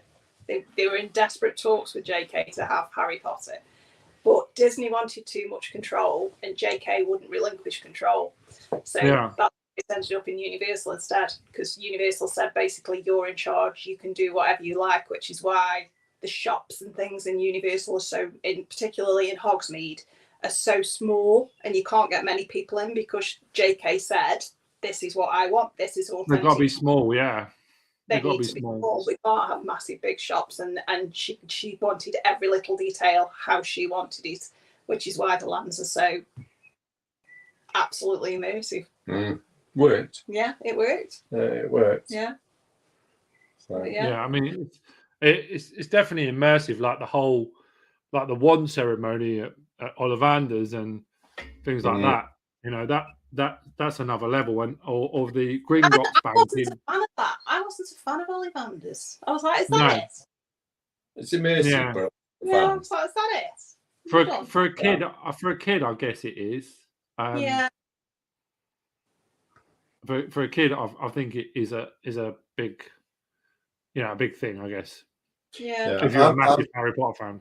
Yeah. I'm not sure that the Fantastic Beasts part is the right way either, because it just isn't the same as Harry Potter as the Fantastic Beast. Well, I think that's why they've changed it slightly. So at the Epic Universe, it'll take part in the French Fantastic Beasts setting, but the ride is actually going to be the British Ministry of Magic. Right, okay. Because they know that the Fantastic Beasts IP is not as popular. No. As Harry. No. Yeah, it's not, is it? No. No. Yeah. You're getting a bit of both there. Yeah. Okay. Yeah. And it gives them different merch to sell, doesn't it? Oh, plenty, yeah. So. Yeah, I'm sure they won't have any problem with that. See, my favourite land in the Universal thing is going to be the classic The monsters. The monsters one, yeah. Yeah, that will be good. That one. Yeah, I mean, it looks like it's coming along, like the whole Epic Universe itself, and obviously it's going to have. I think it's going to have one hotel open with it, I think, and then another 2. Yeah. I think. Yeah. And obviously that's quite far away from the normal universe, Universal. It's not exactly on the doorstep of Universal. It's closer to Disney than Universal. So SeaWorld, Disney, all that down there, but yeah, I'm sure the bus is on in between anyway. And I think they're doing Monster at the hotel. No. Oh, that's a shame. No. I don't know. They might have themed rooms. They might have themed rooms or something. Yeah. I don't know. Yeah. When I went to, I mean, I say that Aventura. Mm-hmm. Yeah, and that place was pretty cool. It's pretty amazing. It looks. Is that the one with the robots in? Yeah. That you can ask to bring you things. Yeah. Oh, awesome. Yeah. Well, yeah, love that. Yeah. Yeah. Did you actually get any robots to bring you anything? No. I spent more time in the parks than actually doing that, but yeah, it was pretty cool. But yeah, what's up there? What's he saying? I went to the Potter Wheel thing. Oh, do you mean like you're talking about in Watford? Yeah. Yeah, that tour. I really didn't appreciate the tour's amazing, but I think the thing is with the tour, some people may find it boring because it's not interactive. You're looking at the actual costumes and stuff. It's about the authenticity of Harry Potter. It's not different to, like, obviously Universal's got obviously the rides and how the rides work, and obviously it's got different things like that. But it's he means Orlando. She said, "Oh, he means Orlando." What does he mean by Orlando? He means Universal Orlando, I think. Right. He hadn't seen the films, and then he went to. Right. He hadn't seen the films, and he went to Universal. Yeah. Right. So Grumpy, does that mean you didn't enjoy it, or you just didn't appreciate the level of detail? Yeah, the level of detail, etc. Because that'd be interesting, right? If you said, "Oh, I didn't enjoy it," I don't think you have to have seen the films to appreciate the lands, because you know. No, but if you, I suppose, if you hadn't seen like the story or read the books, you wouldn't put 2 and 2 together unless you'd really what you're looking for, if you know what I mean. Yeah. Because if even though, I mean, if you went there and you hadn't, he said shoot. Oh, his phone died. You've translated. He was bored. But I enjoyed the ride. Yeah. Got no soul. Did you get him any butterbeer, Poppy? I like butterbeer. That's nice. We'll stupefy him. Yeah. He's now seen the films and loves it. Ah. So that's the thing. That's the difference. If you walked in there, then you're looking for things, right? If you've seen the films, and then you go into the land, you're looking for things that you think, oh, is that similar? Is that similar? It's like Nocturne Alley. Like Nocturne Alley, that was very, very, very, very well done. Like Borton and Burke's and stuff. The way you go around the corner, it's all dark and dingy, and you go in that shop. That shop, Gordon and Burke's shop, is amazing. Yeah. All the Easter eggs and Bergen and Books, like the elephant foot umbrella stand and the vanishing cat and the singing heads outside. Yeah, the hand of glory, and they've got the shrunken heads in the window outside, and I mean, even the shrunken heads are in it, like when you go into like you go in like the Hogshead, or you go in the Three Broomsticks. Obviously, they're hanging up in the doorway, like the shrunken heads and things like that, and you know, and the shows there are amazing. Like the lady that sings there, on the stage in Diagon Alley, that's epic. And then the rides, that ride in Gringotts is unreal, and the ride in the castle, that's unreal as well. That one is probably makes me quite sick. Yeah. What, the ride in the castle? Because it obviously, no, all right, I'm going to spoil it now for anybody who hasn't been. The way it picks you up and moves you around on the arm. Yeah, and sort of twists you and stuff. Yeah. Combined with the physical sets, combined with the movement, it just makes me really sick. Yeah, one of the 4 cats. One of the 4 cats. Hello, cats. Yeah. So, you know, in Nocturne Alley, you've got those shrunken heads that sing. Again, you're about, weren't you? Because they actually sing one of the song that they sing on the boat, don't they? Show me the way to go home. So if you watch the Shrunken Heads long enough, they actually sing that song in a nod to Jaws that was there. You know, when Quentin, Hooper and Brody are on the boat and they've all been drunk and they're all going, "Show me the way to go home." Oh yeah. The Shrunken Heads do that. Oh, do they really? Yeah. Oh wow. Next time I'm there, I've just got to listen. You have to wait for it to cycle round, because obviously there's a set number of songs they sing, but one of them is that. Yeah. The thing is, though, I mean, obviously I wasn't vlogging back then, so this is going to be a completely different experience. Yeah. Because actually vlogging from Universal and vlogging from Disney World and actually meeting some of the people out there is going to be unreal, like the Park Hoppers and the Zulu Loopers and people like Ron and the Go, and you know, people like that, and Walking with Diz, and you know, all them sort of people. That it's going to be amazing meeting them, and actually share and actually if you get a chance to see them, because they're always everywhere. But you know, trying to, and also experiencing the States in general, it's going to be epic, I think. Sounds like it's going to be great. Amazing. But definitely try and do some non-park stuff like we were talking about before. If you can get squeezed something in like kayaks or rodeo, anything. We were talking about, well, we're going to hire a car anyway, and obviously stay off site, and then obviously just travel into the parks that we need to go to. But we were actually thinking about driving down to Key West. We haven't done that, but that would be awesome. I mean, my nan's been there. Like my nan, up to like last year, was it the year before? Nan went to Florida every single year of her life, and she's been to Key West like a number of times. And said it's amazing. Yeah, well, if you manage to do that, Rand, then obviously get that on video so we can take a look at that, because I'd love to do that. Because that long 7 miles. That drive out on that long road across the island, that's epic. That drive. Looks awesome. It's proper amazing. We've furthest we've driven from Florida to South Carolina, isn't it? Is it South Carolina? Up to South Carolina. That was 5 hours, 5.5 hours on there, because that was going to Disney's other private resort, wasn't it?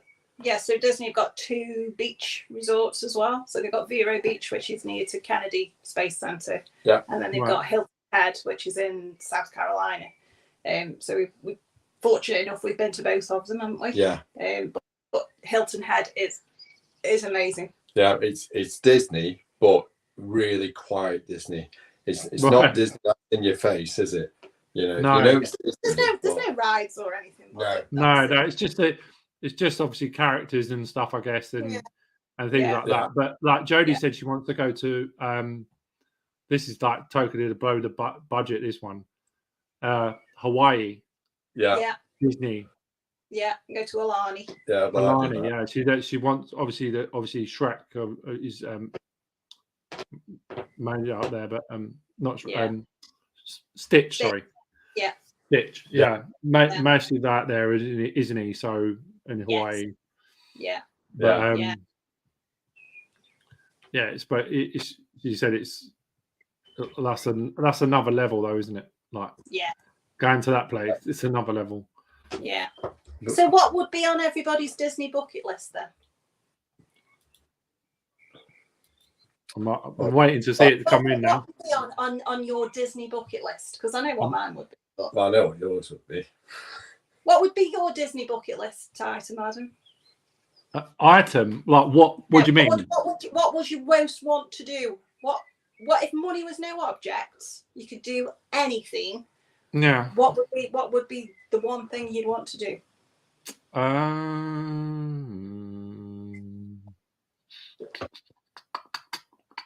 This is going to be really soppy now.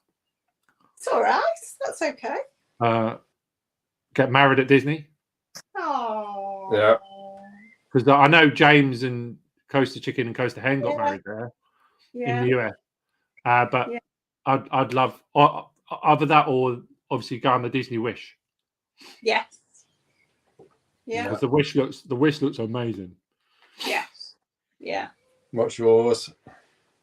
I have 3 items. I thought you can never just have one. Never have just one with me. I've already got loads, but yeah, that's like the main 2. The first one is it will never happen, but I always wanted to be in a Disney parade. Yeah, right, yeah. Always. Number 2 would be to spend the night in Cinderella Castle. Again. Oh, yeah, I forgot about that one. Cinderella Castle. And yeah, number 3 definitely. is to go into Club 33, which is Disney's very. And that too. Yeah. Those are my bucket list items. Yeah, Club 33. Yeah, you just like took my other part of the list. I forgot about them ones. Yeah. Somebody could arrange Club 33, and that Jodie would love to stay in that castle as well. I tell you, she'd love it. Yeah. I mean, you used to be able to stay in there, but you can't anymore, can you? It was only like extreme people could stay in there. They did it for prizes, and obviously some celebrities have stayed in there. So if you're a Disney celebrity, like Katy Perry has stayed in there. I think one of the Jonases has stayed in there. Tom Cruise stayed in there with Surrey when he still had something to do with his daughter. So they'll let Disney celebrities stay in there. But you can't pay for it. Even if you got the money, you couldn't say, here's a ton of money. No, you can't say to them, no. They've got to invite you, haven't they? Yes. Yeah. Yeah. So, you see Grumpy's just said, I didn't see Grumpy's comment. Grumpy wants living with the land to himself all day. I mean, it's pretty much is to yourself living with the land. Pretty much is living with the land. Grumpy, were you that one that got caught stealing the cucumber out of Living with the Land, jumping out of the boat and stealing? It smells in there though, doesn't it? Yeah. It really smells in there. In that when you go into the greenhouses, it really, really smells in there. Poppy's mentioned Disney's private plane. To go to all no, they have a private plane. Yeah. No, I didn't know that. They got a private plane. I'll tell you what, I'm going to go to as well. The archives in California. Yes, absolutely. I'm with you there. Love to do that. Seeing some of the stuff that's in there. Yeah, I'd love a private tour with an archivist. That'd be amazing. That'd be awesome. Or go to. Can you actually go to Walt's office in Disney World? Yes. In California. Yeah, you can. Is that like a tour thing? So the D23, which is the Disney fan club, which anybody can join. Adam, join it. It's free. Okay. It's a free membership. Join us. They do tours where you can tour the archives and you go into Walt's office at the studios. But if you go to California Disney as well, so Walt had an apartment above the fire station. In the fire station, yeah. Yeah, they do a tour there as well, and you can go into the fire station. Yeah, because that's where he used to That's where he used to use it when his kids and that were there, wasn't it? He used to go in there. Yeah. So, have any of the I don't know if any of the Disney family still involved in Disney at all now.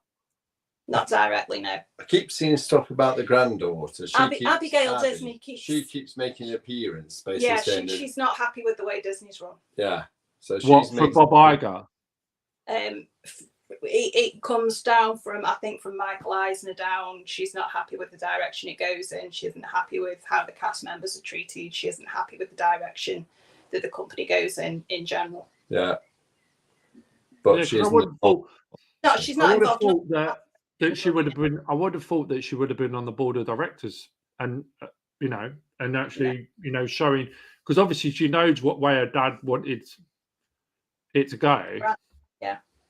No. Did his brother have any children? Ron. Yes. And Ron. So are they involved either? Roy's son, I think, was Ron. Roy, that's it, Ron. Oh no, it was Roy E. Disney, I think, was the other one.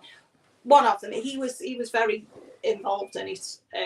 Up to, but none of them are involved anymore. Yeah. That sounds a bit. They've got, obviously they knew the way that that Walt wanted it to go, like the actual Disney itself, how they wanted it to go, and that's mad how they've not gone that way. And how he wanted his staff treated as well, and how he wanted it, because obviously he wanted certain things a certain way, didn't he? Yeah. In general with Disney. Yeah. Yeah. But we keep, we go what Walt says. We keep evolving. We keep moving. Yeah. Yeah. Poppy. I've just read Poppy's comments. I can't. Grumpy. What was Grumpy? That one. That's one that worries me, because I'm thinking. That was the one I told you about. Yeah, exactly. Because I'm thinking if Sarah's remembered about this. I have remembered now, Poppy. It's an Adventures by Disney trip, and it was something like £110,000 per person. And Sarah wanted a world trip, and they took you to all 6 parks across the world. And Sarah wanted to know why I hadn't booked her on it. Yeah, and it sold out. It sold out the second it went on sale. And in fact, it sold out before it went on sale to the public, because it sold out to members of Golden Oak. You remember the housing community on Disney? Yeah. It went on sale to them first, and it sold out there. They bought it. Before it went on sale to the public. So unsurprisingly, people who can afford multi-million-pound houses in Golden Oak bought $100,000 tickets. Yes. That's a shock. Yeah. So I like that. What was Grumpy's comment about Walt being frozen?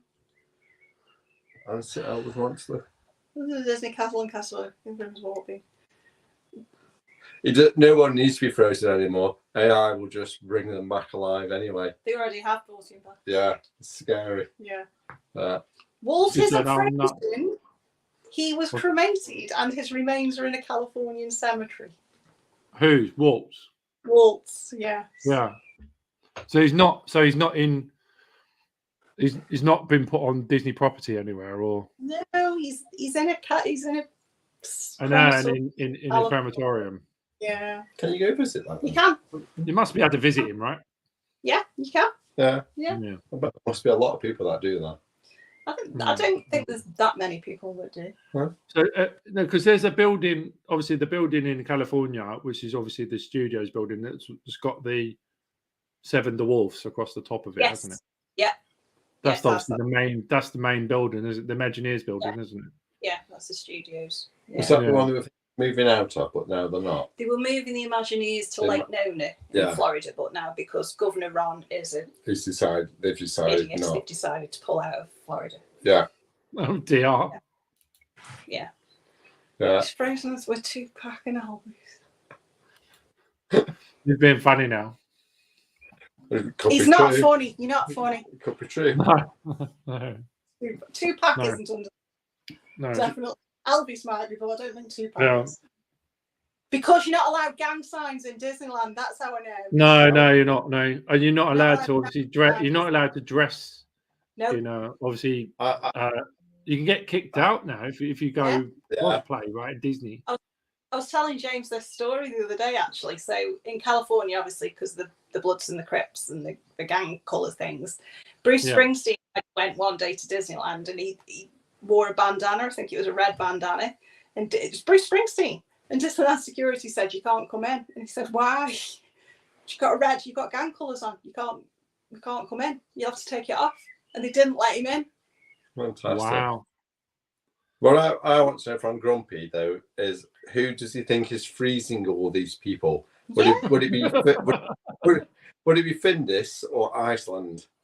Findus or Iceland. Well, yeah, who's gone to Iceland on there? Or you can find them inside your crispy pancakes. Disney crispy pancakes. Oh dear. I remembered something then, and it's just gone out of my head. It'll come back. Yeah. I was trying to remember something then, and was that I don't know about that cryogenic stuff. The fact that he knows it's called cryogenic is worrying me. You know this way too. Cryogenic. I like the guy that's there at the minute. That's like the cosplay guy that's been there to Disneyland. Who's that? Looks like Walt. Oh yeah. He's the only one that can do it, I think. Yeah. But they have done a very good AI version of Walt. Yes, and they'll do even better AI versions of people. Yeah. Yeah. Yeah. Would you like to be frozen, Adam? I don't know. I don't know. If I'm in good condition before I do get frozen. Yeah. Do you know what? That's exactly what I was thinking. I was just thinking, surely you should be frozen. I won't want to wait till I'm like 80 before I get frozen. Correct. Yeah, you're all knackered, and then you defrost, and you're like, you're just sagging. I'm still knackered. Yeah. But if it's future, then they're not going to be able to, like, if it was an illness or something, that's different. Yeah. But if you're like, if you're older, it's not really going to make much of a difference. I bet Poppy likes free Sean. I wake up with aches and pains in the morning after being asleep for 100 years. I'd never get rid of the aches and pains. It'd be like, oh, you've woken me up now. I'm absolutely for stiff as anything here. Yeah. I was bloody frozen. Sunshiny here, mate. What can I say? What was you doing? Oh yeah, because they're in France. They're in Spain, weren't they? So yeah. Sunshiny here. What did you Adam? All week we had the sun. We did. I actually, training was a bit hard this week. Yeah. Well, by the way, well done, Sarah. Oh, thank you. Thank you. But I'm going to knock you off. But the only thing is, I'm going to knock you off the top spot tomorrow morning. I'm very sorry. I know. Are you going on a long run tomorrow? Is it your long run day? Yes, my long run tomorrow. I'm aiming at change the subject. I'm aiming at 10 miles, maybe. Oh, mate, yeah. But over 10K, at least over 10K tomorrow. Yeah. At least over 10K. Awesome. How many times? But it's going to be an early one, so before probably anybody gets up, I'll be finishing. How many times have you done the marathon, Adam? London Marathon? London. So next year will be my 6th. Fantastic. That's amazing. Do you do ultra marathons as well? No. I've never done ultra. I think 6 times doing the London Marathon is pretty immense. Yeah. I've done Brighton once as well. Yeah. But that was really hot. I did that in like 6 hours because it was really, really hot. They didn't know how hot it was going to be. They didn't put enough water on. London Marathon's a lot more better organised. And there's a lot more people pushing you along the route as well. So it's but the way that people in the group, that group, are proper pushing, and they may actually when they said, "Oh, we created this group," that first day, that I don't know who created it. I think it was either Steve or it was Tog, wasn't it? Was it close to Tog? And he's not even been out yet. So as soon as that thing got created, I was like, right. I went out for a 3-mile run right then. I just went out, and that was it. And I was at the top of the ball for about 5 minutes. Excellent. I mean, hats off to you, Adam. I've only ever done a half marathon, and the thought of doing that half again, just hats off to you, mate. The thing is I mean, that's why I plan to do. I didn't want to do like the 5K at Alton Towers because it's pointless, because that's like halfway round towards the marathon. If I do a 5K there, it's going backwards. Yeah. So I'm thinking like I've got to run a half marathon. I know, and I can do it. They said 3-hour limit. I could. Yeah. But I reckon by the time November comes, I'm going to be I'm going to do that in hour and a half, even less than that. Amazing. Even less. Awesome. I mean, I did it, and it was like I was so proud of myself. But my half marathon time was like 3 hours 13. Yeah. I mean, my fastest London marathon was 3 hours 59 minutes. It's amazing. Amazing. Cool. Yeah. I mean, the good thing about Alton Towers for your training is it will be like that. So you'll have lots of hills. Yeah, I mean, that I think I'm actually regretting entering it, but when because because of the undulation of the tracking and of it, because it's not flat for one, and you're going past all the other obviously past all the coasters and all that sort of stuff. But the thing is, by the time you're doing that, everybody else is getting on rides. Yeah. Yeah. Like the 5K guys will be on rides. Yeah. Are you planning to run the one on the Saturday as well as the Sunday then? Yeah. Yeah. So you're running the 10 and the 5. Yeah, and the 5. Yeah. So that's what I just did at Disneyland Paris when the runs were on there. So they do a challenge medal. So it's you do the 5K on the Friday night, you do 10K on the Saturday morning, and you do a half on the Sunday morning, and then you get a 21K medal and a 32K medal as well. So you get 5 medals for the price of 3. I'm all about the bling. Wow. Yeah, my medals are a bit. What's it say? How are you doing this? How are we doing what? Doing what, Pops? We're going upstairs. Do you know what? This week it's been hard though, because it's been hot. It's been really hot, and like Wednesday, because you went out today, didn't you? Yes, Sarah, you went out today. Was that this morning or this afternoon? This morning. I just do treadmill. Oh. I went out yesterday, but I did treadmill today. Right. Yeah, I won't worry. We're motivated. It's cool. If you come into the group, Poppy, it's all about motivation, pushing each other to go. Because Dal is really pushing it as well, isn't he?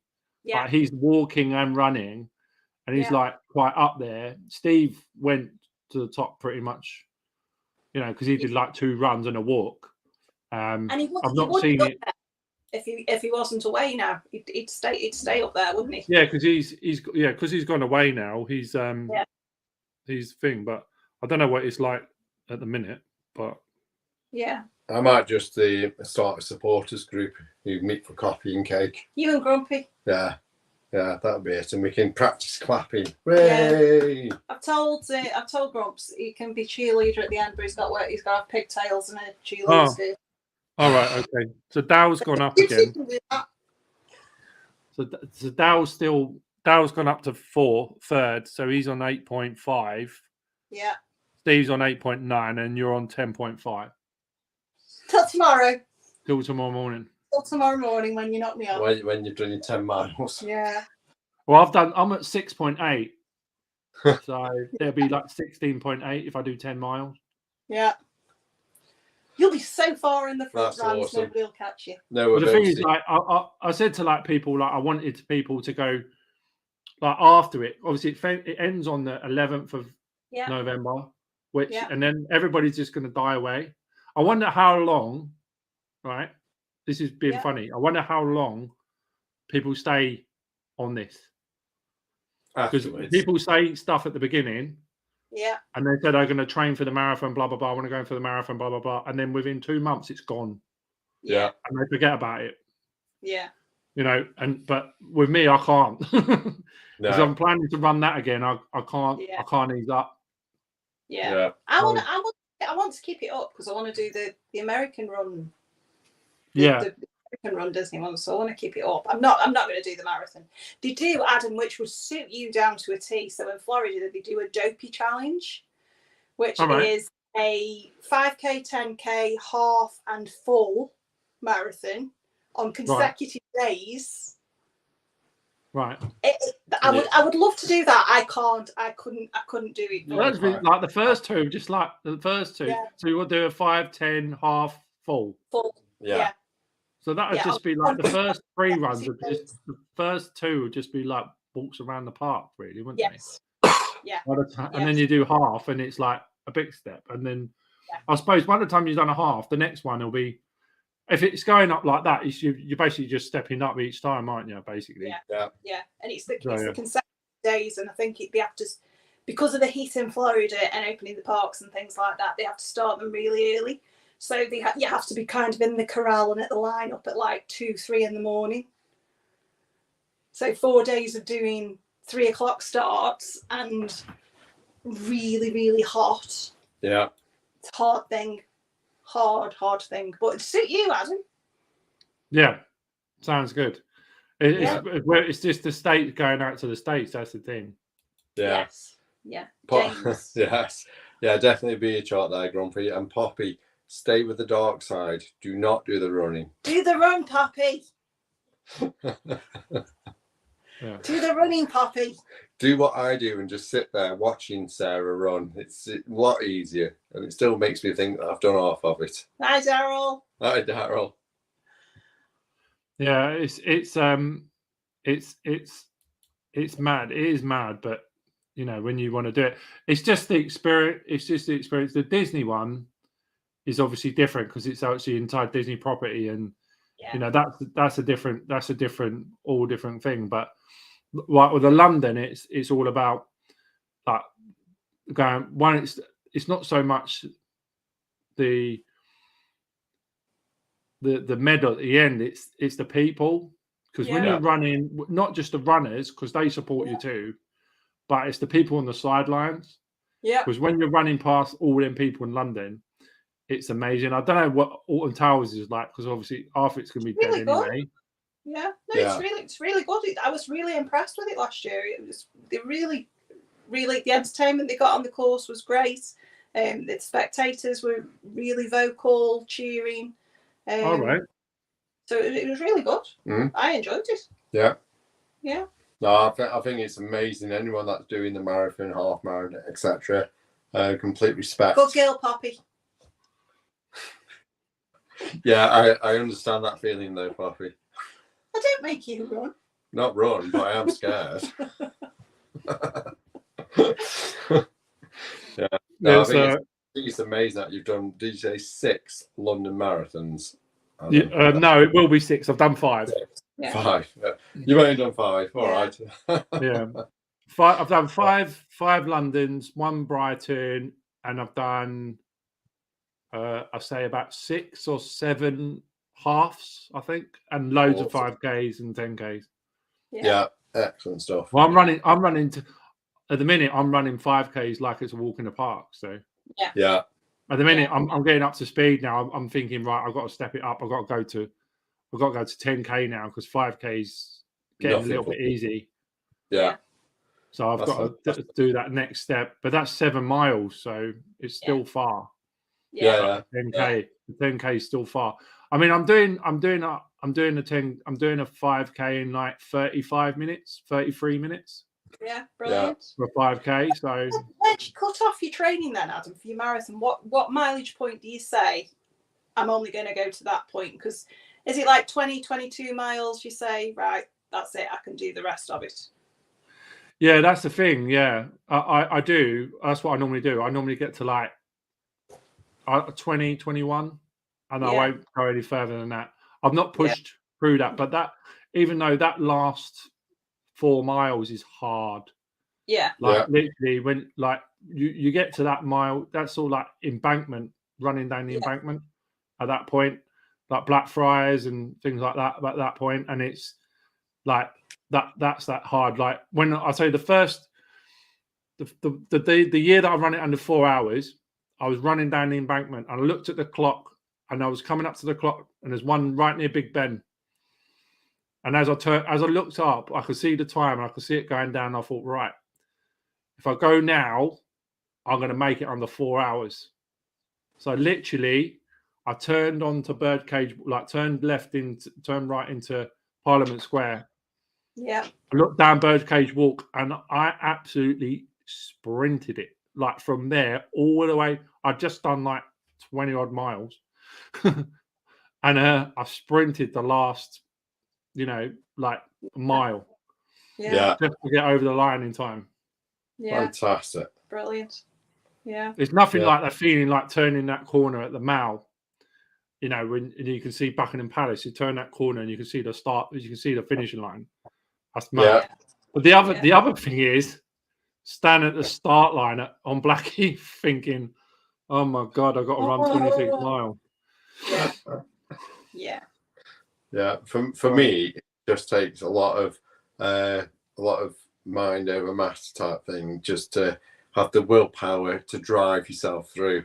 Because if I ever do run, with the space of a minute, I'm thinking, why am I doing this? Yeah.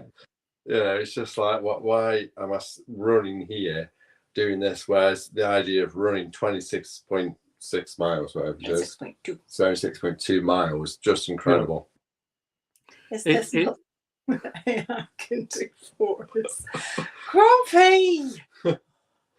That's awesome. I was messing about with what's known as agents today. What are agents? Agents on AIs are basically something where rather than you asking AI a series of questions, you can just say to an agent, which is another piece of software, I want to achieve this. You've lost me already. I'm bored already. It then just goes and asks the AI and comes up with a plan for you to achieve something. Can I ask it how to plan the rest of my life? I actually asked it today. I said, can you tell me the best sequence to do Walt Disney rides to get the shortest queue on September the 6th, 2023? I bet it wouldn't beat me. Well, I bet I could beat the AI. I wanted to Challenge know. accepted I wanted AI. to know what it came up with. Sarah versus the AI. Yeah. Let's see. That's what I wanted to know, you see. There's a vlog for you. Yeah, exactly. Sarah versus ChatGPT. Yeah, exactly. Yeah. I was thinking of like, because I've got a GoPro, so I'm thinking of vlogging some of the run at London. Yeah. Some of it, not all of it, but it's carrying it for so long. It's going to be the hard one. Yeah. Yes. Your battery won't last that long, will it? No, I won't film the whole thing. Yeah. Like just bits and pieces, really. Yeah. But they can, so you can see the actual run as well. So that's the main thing. Have you got any special trainers, or you just like? At the minute, no, but I had some, but they worn down. The last time I ran last marathon, it really got bad. So there's a shop here in Coventry that I've found that they look at because I've got like fallen arches. Yeah. So there's a shop there that sort of they analyze how you run on a treadmill. Yeah. And how your foot lands, and then you have to pay like £30 for the analyzation of it. But if you buy a pair of trainers, you don't have to pay it. Yeah. So I'm gonna do that, and we're gonna go in there, and I'm gonna get I'm not gonna spend a huge amount of money, but but a decent pair. Yeah. Excellent stuff. I did have like my one. I normally buy Asics or New Balance. Yeah. So we've got Brooks, haven't we? Yes. Brooks are good as well. Yeah, Brooks are good. Brooks are good. They're a good pair of trainers. It's things that is to make sure you don't get shin. The main thing about trainers like that is to stop your body compressing, and also like stop you getting shin splints and things like that. Because obviously, when your body compresses, like if your trainer doesn't take the impact of the road away, then obviously it that continues up your back into your spine, like up your legs into your spine. Yeah. You've got to be, a bit more, Yeah. Try and look after your body as well. Well, James doesn't, because he's got Achilles tendonitis and has done for about 4 years now? Yeah. Because he won't rest it, Adam. Running Crocs. No, you can't run in Crocs because no, they fall off. You can. You can activate sports mode. Sports mode. Sliders. Mode on the rocks. You're all good. Or slippers. No, you can't run in them. Well, someone's run it in bare feet before. I know that. Someone's run it in bare feet. Do they do it in bare feet, or do they do it in those bare feet? But I think you actually run it in barefoot. I think like Zollabud type style. Yeah. Obviously he's probably trained in barefoot before, I guess. Yeah. I mean, there was a guy that did it in like that, talking about flippers, done it in that diver suit that took him like 4 million years. Yeah. Flippers. Oh my God! How quickly would you fall over in flippers? I would. I'll tell you what. The thing is that it's not all flat either. There's a lot of ups and downs on the London Marathon as well. So, especially when you're running through Canary Wharf and things like that, there's a lot of hills there. Yeah. In Deptford near Cato Sark, there's loads of hills. There's like Blackheath's a hill anyway, in Greenwich. So it's a big thing. So yeah. No. I suppose the flippers would be good if it rained. Just jump into the Thames. It'd be okay then, wouldn't it? I would do it in barefoot. I only wear shoes, so other than that, I'm barefoot. I bet your feet are horrible as well, Grump. Why would his feet be horrible? I bet they're just horrible. Because they're boys' feet and boys got horrible feet. That's you. No, wow. Yours are vile. Yours are like talons. It's so pleasant. After 25 years of marriage, will we get there? And if he's just barefoot every day, they'll be all scaly and crabby. See, to me, that's awesome because that means the bottom of your feet are solid and tough. Solid and tough. Yeah, that would be awesome. That would. Okay, Poppy, are Sean's feet solid and tough, or just craggy? Solid. No, it's just this. I am boy. Okay, you keep telling yourself that. You won't be allowed back on. What was I going to say? What are you thinking about? What do you think about swinging back to Disney again? What do you think about live action movies? Don't get Sarah on live action. If Sarah on live action is a problem, if the live action is a remake of a cartoon. Yeah, that's what I mean. Most of them are, right? If it's original live action, I'm all good with original. From the 50s and whatever, you don't mind, do you? I'm all good with original content. I don't like the remakes. I think it's lazy and they need to stop doing them and come up with original content. Yeah. Oh, okay. It's laziness, and I don't enjoy it. All right. So you do not like any of them then? No. Shad seen any of mine. I know. I've seen Maleficent. Oh yeah. All right.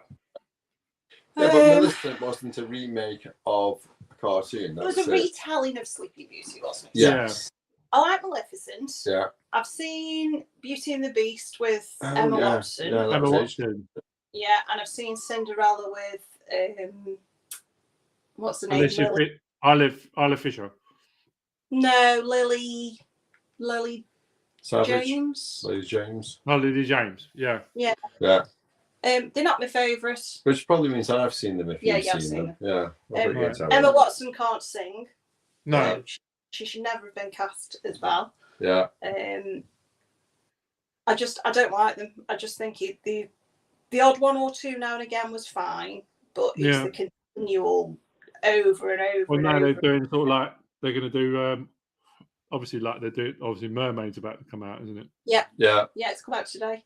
Has it? Oh, did it come out today? Yeah. And do you know what? Cast a different coloured racial person. I'm fine with that, but just stop doing the live action remakes. Lilo and Stitch. I mean, they're not even old films. No. Moana. Are they doing the Lilo and Stitch now? Moana. Yes. Yeah, I'll do Lilo and Stitch. And they're doing Moana. I heard about that as well. Yeah, I've heard about Moana. What is the point? What is the point? Honestly, Poppy, that's all you need to say. Yeah. What is the point? I just don't see the point in them. Yeah.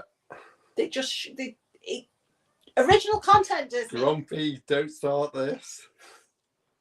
Original content. That is what Disney needed. Moana.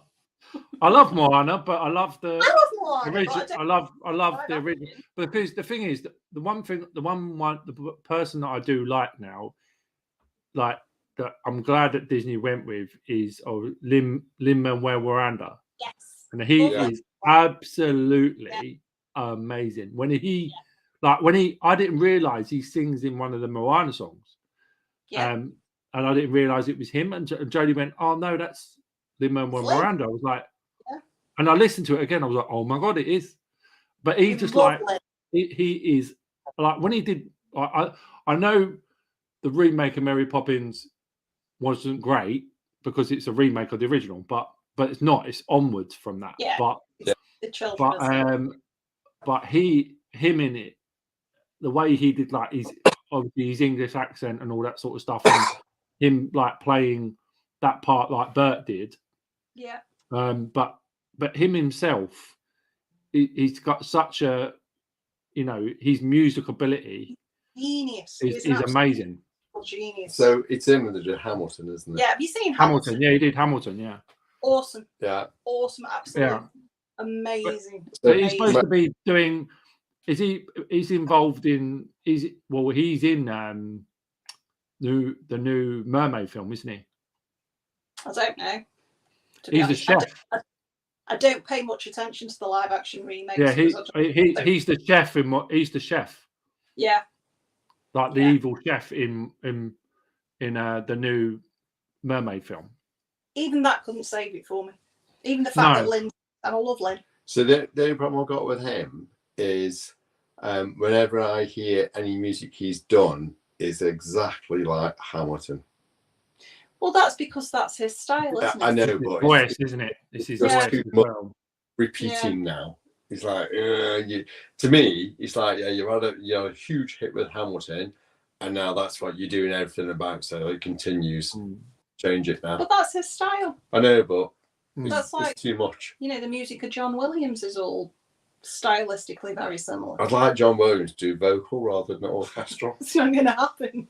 He's 90 plus. That would be good, that one. Your live action. It's not original, Sarah. It's all made up. What's not original? Your live action stuff, right? Yeah. If it was a live action, went to cartoon, then back to live not like action. Bedknobs and Broomsticks. No, as in live action movie, then.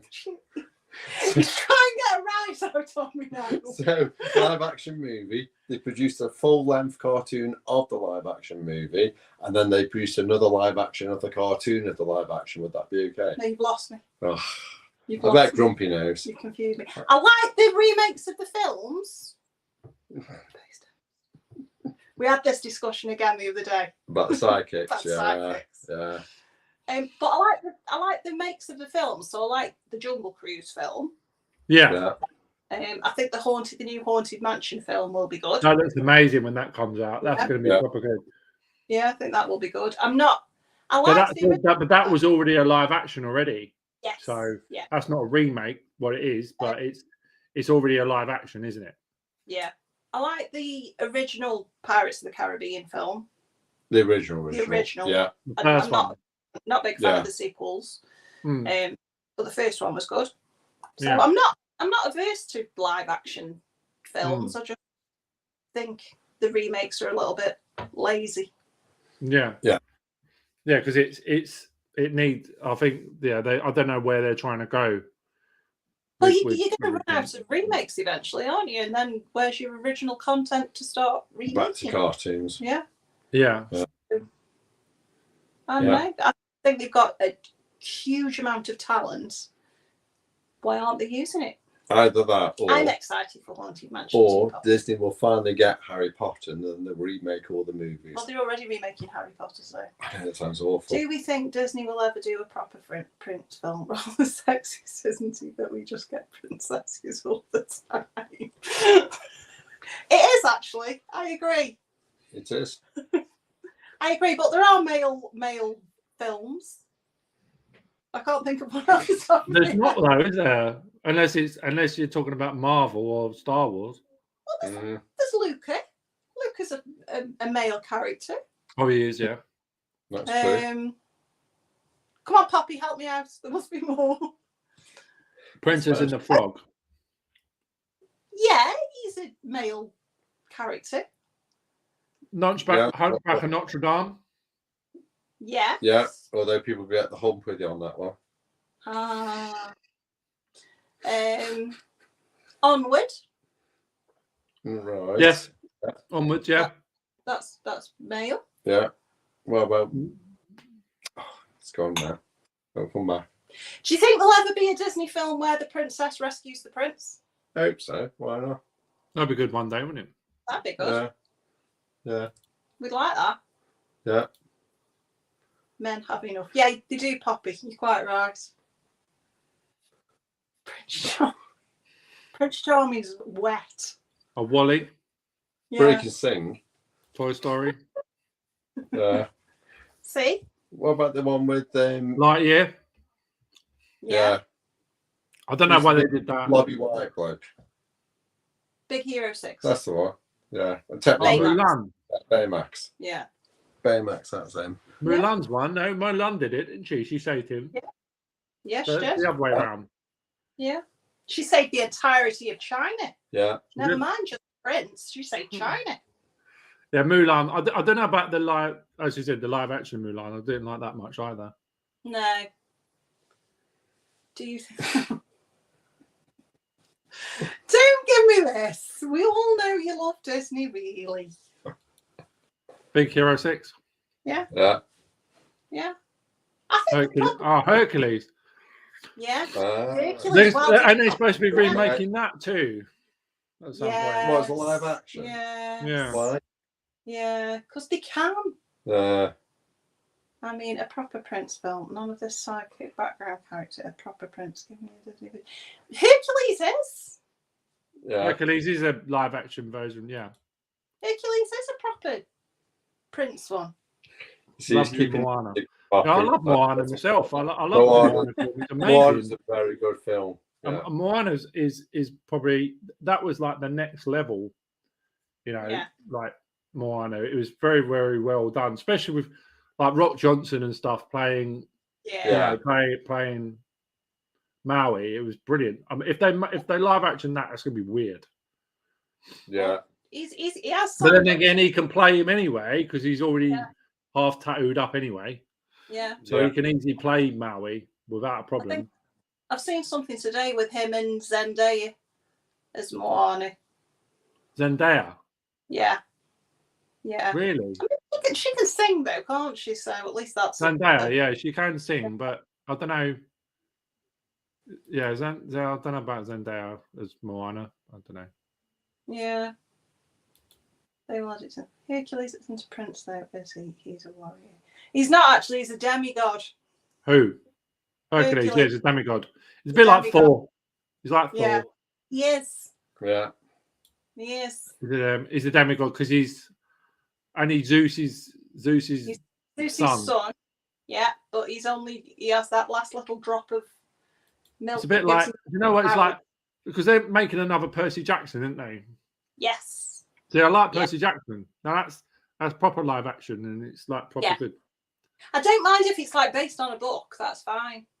You know, or like The Sorcerer's Apprentice. Yeah. Yeah. You just don't like cartoons. No, I don't like the live action. You don't like cartoon going to live action. Yeah. Yeah. Let's say I don't mind the odd one, but it's just. What about Lion King? How do you think they did that? I don't like it.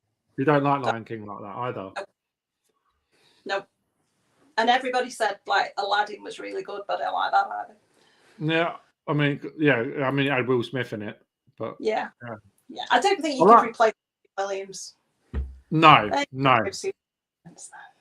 He's a prince of He's a prince of Mount Olympus. Who is? Hercules. Grumpy's on again saying he's not a prince. I said he is. He's a prince of Mount Olympus. Yeah, because he's Zeus's son, so he is the prince of Olympus. Yeah. He's a demigod. It's the live action Cars film Fast and Furious. It is, isn't it? Right?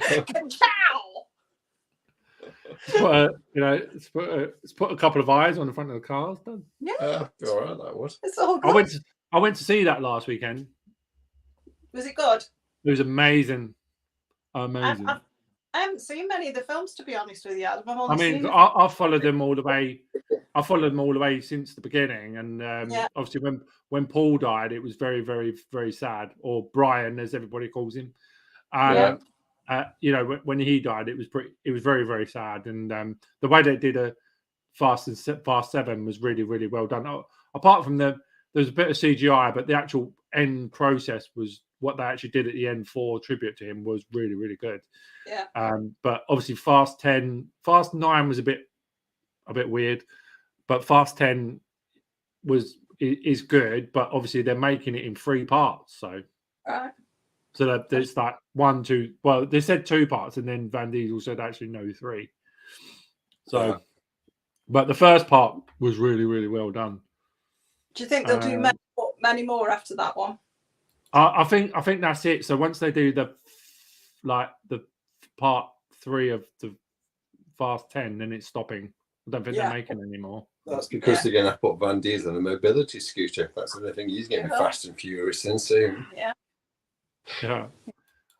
He's it's kind of he can't really do it for much longer. Yeah. There's too much. They spend too much money bashing up cars. Yeah.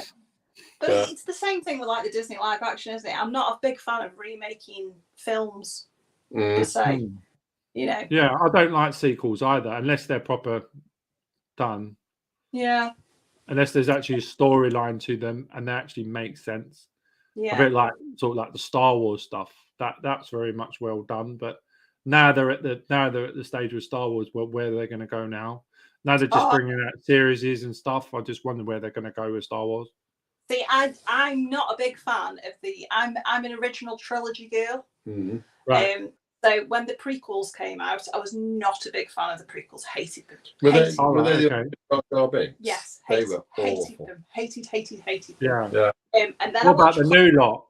The new lot absolutely can't stand. They need boom. Right.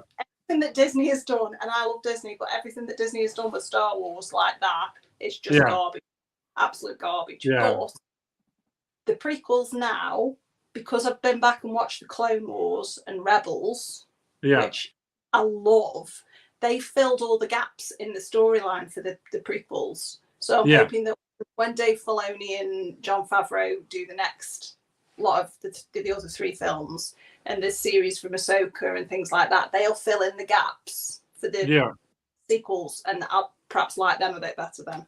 So I'm hoping they do something like I don't mind the series. I don't mind like the Mandalorian and stuff like that, but obviously I love the Mandalorian, obviously, but this they need to like do like a film set, because like all the series and stuff are not, they're okay, but it's not like a big thing. It's like you know, they need to seriously do like a movie or something, but they need to make sure they do the right movie. Yeah. That's the thing. They need to make sure they do the right movie. I really liked Rogue One. I thought Rogue One was an amazing film. Love that one. But I think the new Ahsoka series looks absolutely amazing as well. But that's off the back of the Mandalorian, isn't it? Yeah, and Clone Wars and Rebels. Yeah. But yeah, I like that. And I like the fact that in Clone Wars and Rebels there's lots of girl heroes and heroines and things. Yeah. I like that. Yeah. It's a little bit different because Ahsoka. Say again, sorry, Adam. Ahsoka does. I mean, when she was in The Mandalorian, she was very good. If it's the same person that's playing Ahsoka, then it's going to be amazing. So it will be good. She's a good actress anyway. Yeah. And obviously, but they're saying that now.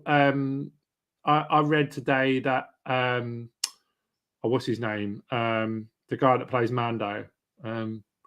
Pedro Pascal. Yeah, he's only going to voice the Mandalorian now. He's not going to take his helmet off ever again. Right. Okay. But he's only going to do the voice. So someone else, I think someone else might even someone else could actually be Well, that's the same with Vader though, because Vader, Vader, it was Dave Prowse who was the body of Vader. Yeah. I met Dave Prowse in person. But and obviously, whatever forgot his name now. James L. Jones did the voice of Vader. So. Yeah, it wouldn't have been the same, would it, if Dave Prowse had walked on and gone, Luke, I am your father. No, it wouldn't be good. Your feelings, you know them to be true. It wouldn't have been the same, really, but you know. Yeah, I've got that. I've got a signed photo from him, like with him. You know the bit where he's stretching out to Luke and he's on that thing. Yeah, I've got that bit. Yeah, I wasn't sure if you get great when he was the Green Cross Code man as well. Oh yeah, I remember that. Oh, I went to his gym when I was my first job was next door to his actual gym in London in South London. Yeah. He opened his own little gym there, and I was actually a member. Fantastic. Because you met him, didn't you? Yeah, he did a lot of touring around places, didn't he? Signings. I met him at that. Was it London, the Comic Con, but not? Is it the comics one, not the actual Comic Con? Yeah. The comics one. I met him. I met him on that one. Yeah. He used to just go around like toy shops and things like that. I met him in a toy shop, local toy shop. Yeah. And he used to just do signing and stuff. Mm-hmm. He was a lovely bloke. Mm-hmm. Yeah. And tall. Yeah. And very tall. Yeah. Very tall. So what's your next trip that you want to do now then? What have we got next? I'm just trying to think now. The big one is obviously in September, isn't it? When we do Florida and California. Yes, so September we're doing 4 days in Florida and 4 days in California. Yeah. Oh wow. That'll be good. Yeah. Plopsaland. Plopsaland. Yeah. Yeah. Plopsaland. We're doing that one, and hopefully we're trying to get to Euro Disney late in the year, aren't we? Yeah. So they're kind of like the main ones, and then obviously we'll do Towers and Thorpe Park and places like that. No doubt. Yeah, everybody keeps putting me off Thorpe Park, Adam. Well, I mean, the things I've got. Thorpe Park. Have you ever been to Thorpe Park? Yeah, but it'd be about 10, 15 years ago. It's a long time. Thorpe Park is an amazing place. It is an amazing place, but obviously certain things let Thorpe Park down. But the rides that are there are good. It's just, I mean, Ghost Train opened today and people were slating it already. But opened yesterday. But the actual park itself there's some class rides at Thorpe Park. Yeah.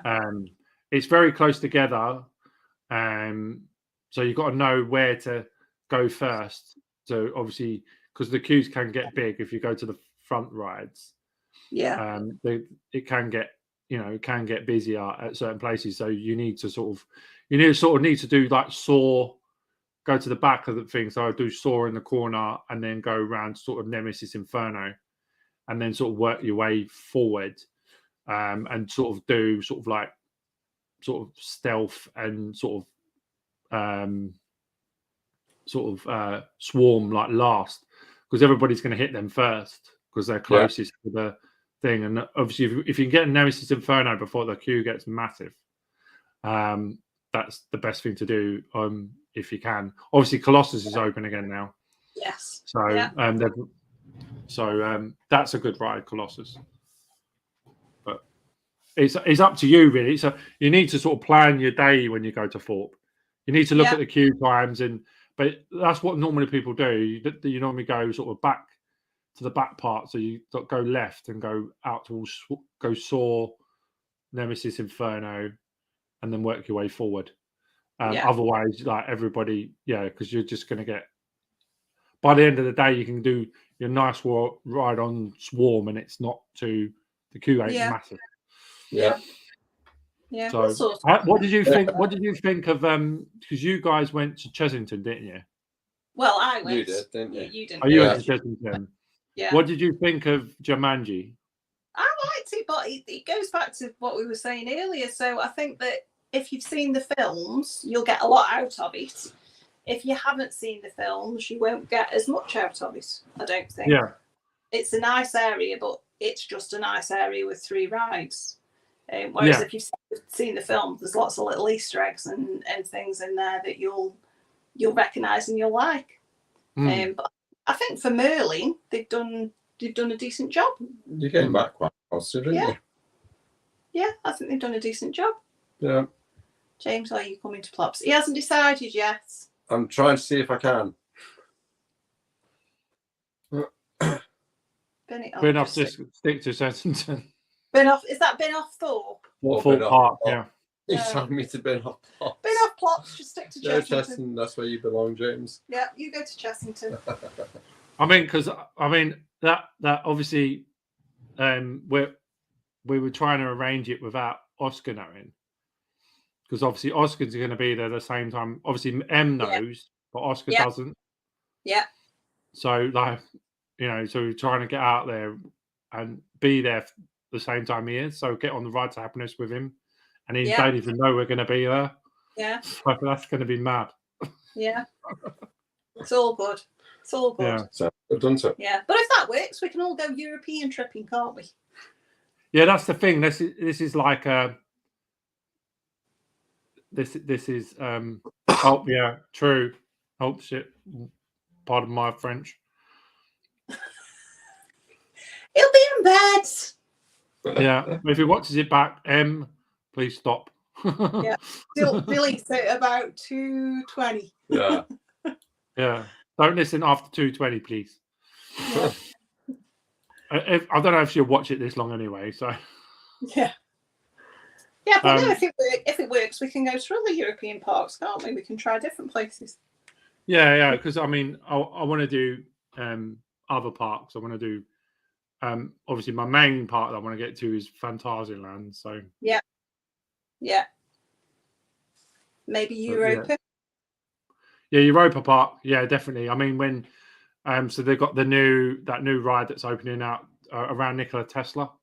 Yeah. And that thing looks amazing. But obviously all the parks at Europa are Mac. So you got a lot of all the rides there are Mac. 90% are Mac. Yeah. At Europa Park. So, and you got Movie Park as well, which is supposed to be amazing as well. So yeah. And Portaventura. Portaventura, of course, obviously. Which I've never been to. Yeah, obviously goes without saying. James, I'm just going to put this out there because I don't want to do it. But James would very much like to go to the scare thing in Poland where they zap you with a taser. So if anybody would like to go there, then please take Mr. Taylor. Scare thing in Poland? Yeah. Yeah, I can't remember where it was, but I remember hearing someone describing the fact that you go into like a scare maze and you have like a red, gold, or 3 different color bands that you wear, and one of them is literally you just get a bit scared. The other 2 apparently you can actually get tasered by them. They actually come out with a taser. So it just sounds a bit intense, and it's just like, wow, okay. It's not one for me. Solid no for me as well. Bobby's like, nope. Nope. It's a solid no for me as well. Yeah, definitely won't be the first person. Sounds very World War II, James. It does, doesn't it? Yeah. I can't remember where we were hearing that, can you? I can't remember, but it was definitely in Poland. Yeah. It was near to energy. Best people to speak to that would be like Hang Time Horror. They would know. If they were in here, they'd know. Yeah, or anybody that wants to go any kind of scare mazes or anything like that, please take Mr. Taylor because I won't go in them. Well, you do. It's quite just fun, isn't it? No, I'm not going in. I mean, I suppose the best. I mean, I mean, as I said, Thorpe's like Fright Nights is, I think, is getting a bit watered down a bit now. So I've heard, and obviously Scarefest as well. But you got things like Tully's or the Circus of Horrors or things like that, that are pretty good. So it's you know, they all hopefully. just sound horrendous to me. I'm not Yeah. doing Well, Sean Evans from Lift Hills and Thrills, he's opening up a horror museum up in Stoke. Yeah. Oh, cool. Yeah. So it's that's supposed to be really good when that opens. Do you know when that might open? He hasn't said yet. There's a website. It's called the Museum of Horrors. It's on YouTube and on Instagram. Yeah. But he's actually behind like pushing the publication of it and stuff like that. So he's actually heavily involved in it because he was like he worked alongside the Circus of Horrors as well with that guy the guy that passed away, the Ringmaster. He actually got involved with a lot of stuff for the Circus of Horrors. So yeah, so it's supposed to be really good, and it's linked to a paranormal building that's in Stoke as well. I bet it's the Burslem, isn't it? I bet it's the Leopard. Yeah. Yeah, it's the paranormal building in Stoke. Yeah. And it's around the corner from that. It's literally around the corner. The building's sort of like very old. Looks very old. Yeah. So yeah. Yeah, when you mentioned the paranormal building in Stoke, there's one very, very famous pub called the Leopard in Burslem, isn't there? Right. Yeah, as soon as you said that, it's probably there, isn't it? Yeah, because he's available. The building's sort of on the corner. It looks like it's on the corner. It says Museum of Horrors. Right. Yeah. So yeah, so it's Look into that. Well, I'll look up. Yeah. So is it? And other than that, there's nothing else that. But we do the usual mouse scoops. We do that, don't we? Yeah. I'm doing tonight, Friday night, yeah. So probably next Friday. Mm-hmm. And we've got some more guests coming along throughout the coming months, haven't we? Yep. So that should be interesting. And then what else are we doing at the moment? I'm expecting you to tell me. Bye, Grumps. Bye, Grumps. He's got to be up at 5. Oh, dear. Well, I've got to be up. I've got to be up not much after him. Well, about. Well, you've got to go for your long run. Yeah. 6:30. I'll be up at like 7, maybe. Yeah. Yeah. Yeah. So I keep waiting for you to tell me that you're off somewhere, but you know. I will find somewhere to be off to. I'm sure you will. Lots of things, lots of places to go, things to see. Yes. Yeah. And we got lots of stuff we still got to put up, haven't we? Yeah. Including me driving a good old 1971 Hillman Imp from the Great British Car Museum. Yep. So that was good. That was good. Yeah, that was good. That sounds really cool. Yeah. It was just going back in, well, obviously in plenty of time because the car was built in 1971, but just to drive a car that of the technology that you and I would have driven all the time before against today's modern cars, it was just right. It was just great again. It was just, it was really fun, dead simple, dead easy. Mm-hmm. Yeah. Nothing. No fuel injection or nothing like that. No airbags, no nothing. I mean, now, I always look for as many airbags as possible and all this, all that. Then there'd be no airbags, no ABS, no steering, collapsible steering. No. And you'd be jetting up and down the M6 doing 80 or whatever, wouldn't you? Yeah, you wouldn't care. Yeah. Yeah. Yeah. So we got that one to come out and plenty of other stuff that we've been doing and we just haven't had time to publish it. The Flamingo Land one to come out. Haven't we done that? No, we haven't done that yet either. So much to do. Have you been there then? Flamingo Land? Yeah. Did we go in April? Yes, we went for your birthday. We went for my birthday in April. I haven't been yet. Yeah. I want to go. Yeah. Was that with Sick? Yes. Yeah. Yeah. No, it's good. Yeah, it was good. That was. Yeah. I need to go on Sick. Yeah, it reminded me of Drayton Manor. Yeah. The vibe of the park was very much like Drayton Manor. Yes. Yeah. Yeah. I like Drayton though. First time I went this year and it was really cool. Yeah, we liked it, didn't we? We did. Yeah, we went this year for the first time in years and years. Yeah, it was nice park, wasn't it? Yeah. On there, and where did we go in Tivoli Gardens? Went Tivoli Gardens in Copenhagen a few weeks ago, And that, if you can get Tivoli Gardens, that is a really nice park. It is really nice. Yeah. It's quite small, but it's so relaxing, and it's a relaxed atmosphere, isn't it? Yeah, it's really nice. But it's really weird because obviously it's Tivoli Gardens is in the actual centre of Copenhagen. So when you're not in the park, you're in the city centre, you can literally see the rides in the skyline, and you can see the rides going around. Yeah. And you can walk next to the theme park's fencing. On one side you've got a theme park, on the other side you've got 4 rows of heavy traffic. It's just weird, isn't it? I don't think there's. I can't think of one. I don't think there's any other theme park that is in a city centre like that. Yeah. I must admit, before we went in, I was thinking, what's this going to be like? Is it going to be a case if you go in and you know that there's 4 rows of traffic the other side? And actually, when you're in the theme park, you do not see the rest of the city, do you? It's really well done. Yeah. I think I know the one you're talking about, actually. Yeah. I think I know the park that you're talking about. Yeah, never been there before. I'll be the first time this year. Yeah, no, it's really nice. Yeah, that's pretty much like Phantasialand, because literally that's right on top of. That's in a city centre as well. It's outside of Brawl, but it's right in a town. And it's because it's got like sound walls. They can't hear the rides because there's sound walls in the way. All right. Yeah. Perhaps towers need some of that so they can carry on building rides. Yeah. But yeah, it's good if they put up a couple. I don't think they'd like a big wall going up, but yeah. No, the residents wouldn't. No, have to paint it green and black, green and brown. Yeah. To blend in. Like the tree. Paint trees on the wall. Yeah. They need to spray the trees with soundproofing, so all the leaves that can bring the sound in. Yeah. Oh well.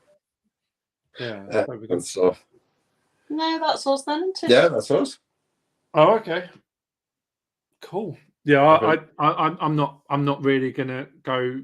I'm not planning, apart from Plopsaland this year. I'm not really planning to go anywhere sort of major. Apart from just like the UK parks, if I can get to them, when I can get to them. Yeah. So so that's it. So it's not, but hopefully I can. Yeah. Because I just can't wait for Plopsaland though. Yeah, that'd be good. It sounds like it should be good, doesn't it? Be good. And obviously you've got all your training to do for the marathon anyway. Yeah. Yeah, I'm working. Yes. Yeah, that little thing called a job. Yeah. Yeah. Otherwise we can't do anything. Yeah, that's the one. Yeah, so unfortunately gets in the way. Yeah. The job's is very much it's demanding, but it's fulfilling at the same time. So it's a big to get to do the job that I do, and also having getting paid to do it is even better. Yeah, that's excellent. So yeah. Right. It's quite a few people that can say that, mate. So that's great. That is. Yeah. It's just a with dealing with people with the elderly. Yeah. Dealing with the elderly, it's quite and all different walks of life in the elderly community as well. So what sort of issues that they have, and dealing with them on a day-to-day basis, and helping them. Like this week alone, I've picked up 2 people in their houses that have fell over. Yeah. And like rescue them because they can't get themselves back up again. Yeah. So and like one lady, she was in the sun for an hour in her back garden. So but that's the sort of feeling that you get positivity of looking after them, and I've still got loads of training left to do as well. So I've still got like 2 months of training left. Yeah. So yeah, but it is fulfilling. It's quite a good job. Yeah, excellent stuff. Excellent. Yeah. Right. So I'll let you go because we've gone on for like 2.5 hours now. And you probably yeah. So thanks very much for joining me tonight. Obviously I'll see you out there somewhere. I don't know where. Yes. Obviously, if the sounds like the Plopsaland trip will go ahead. Yeah. So if it does, I'll see. Obviously, see you, Sarah. Unless you're going as well, James. And I'll see you out there all as we go over. Yeah. So thanks very much, and obviously I'll see you out in the parks. Hopefully, I'm sure we will. Yeah, definitely. Thank you for having us. Yeah, thank you. Thank you so much, and I'll bid you goodbye. Bye. Bye. I'll see you later. Bye. See you later. Bye. Bye. So that was the Trekking Tailors, James and Sarah. Thank you so much for joining me this evening. It's been a brilliant show. Thank you so much for everybody for listening and watching. It's so amazing show. Getting to know them about all their channels, talking about Disney, everything else like that. Thank you so much, and we'll see you later on. Thanks very much, and we'll see you later. Thanks. And I'll do this once more time. I have to do this once more, actually. We'll just get rid of this. Just do this once more. I'm going to get copyrighted big time, but it's got to be done.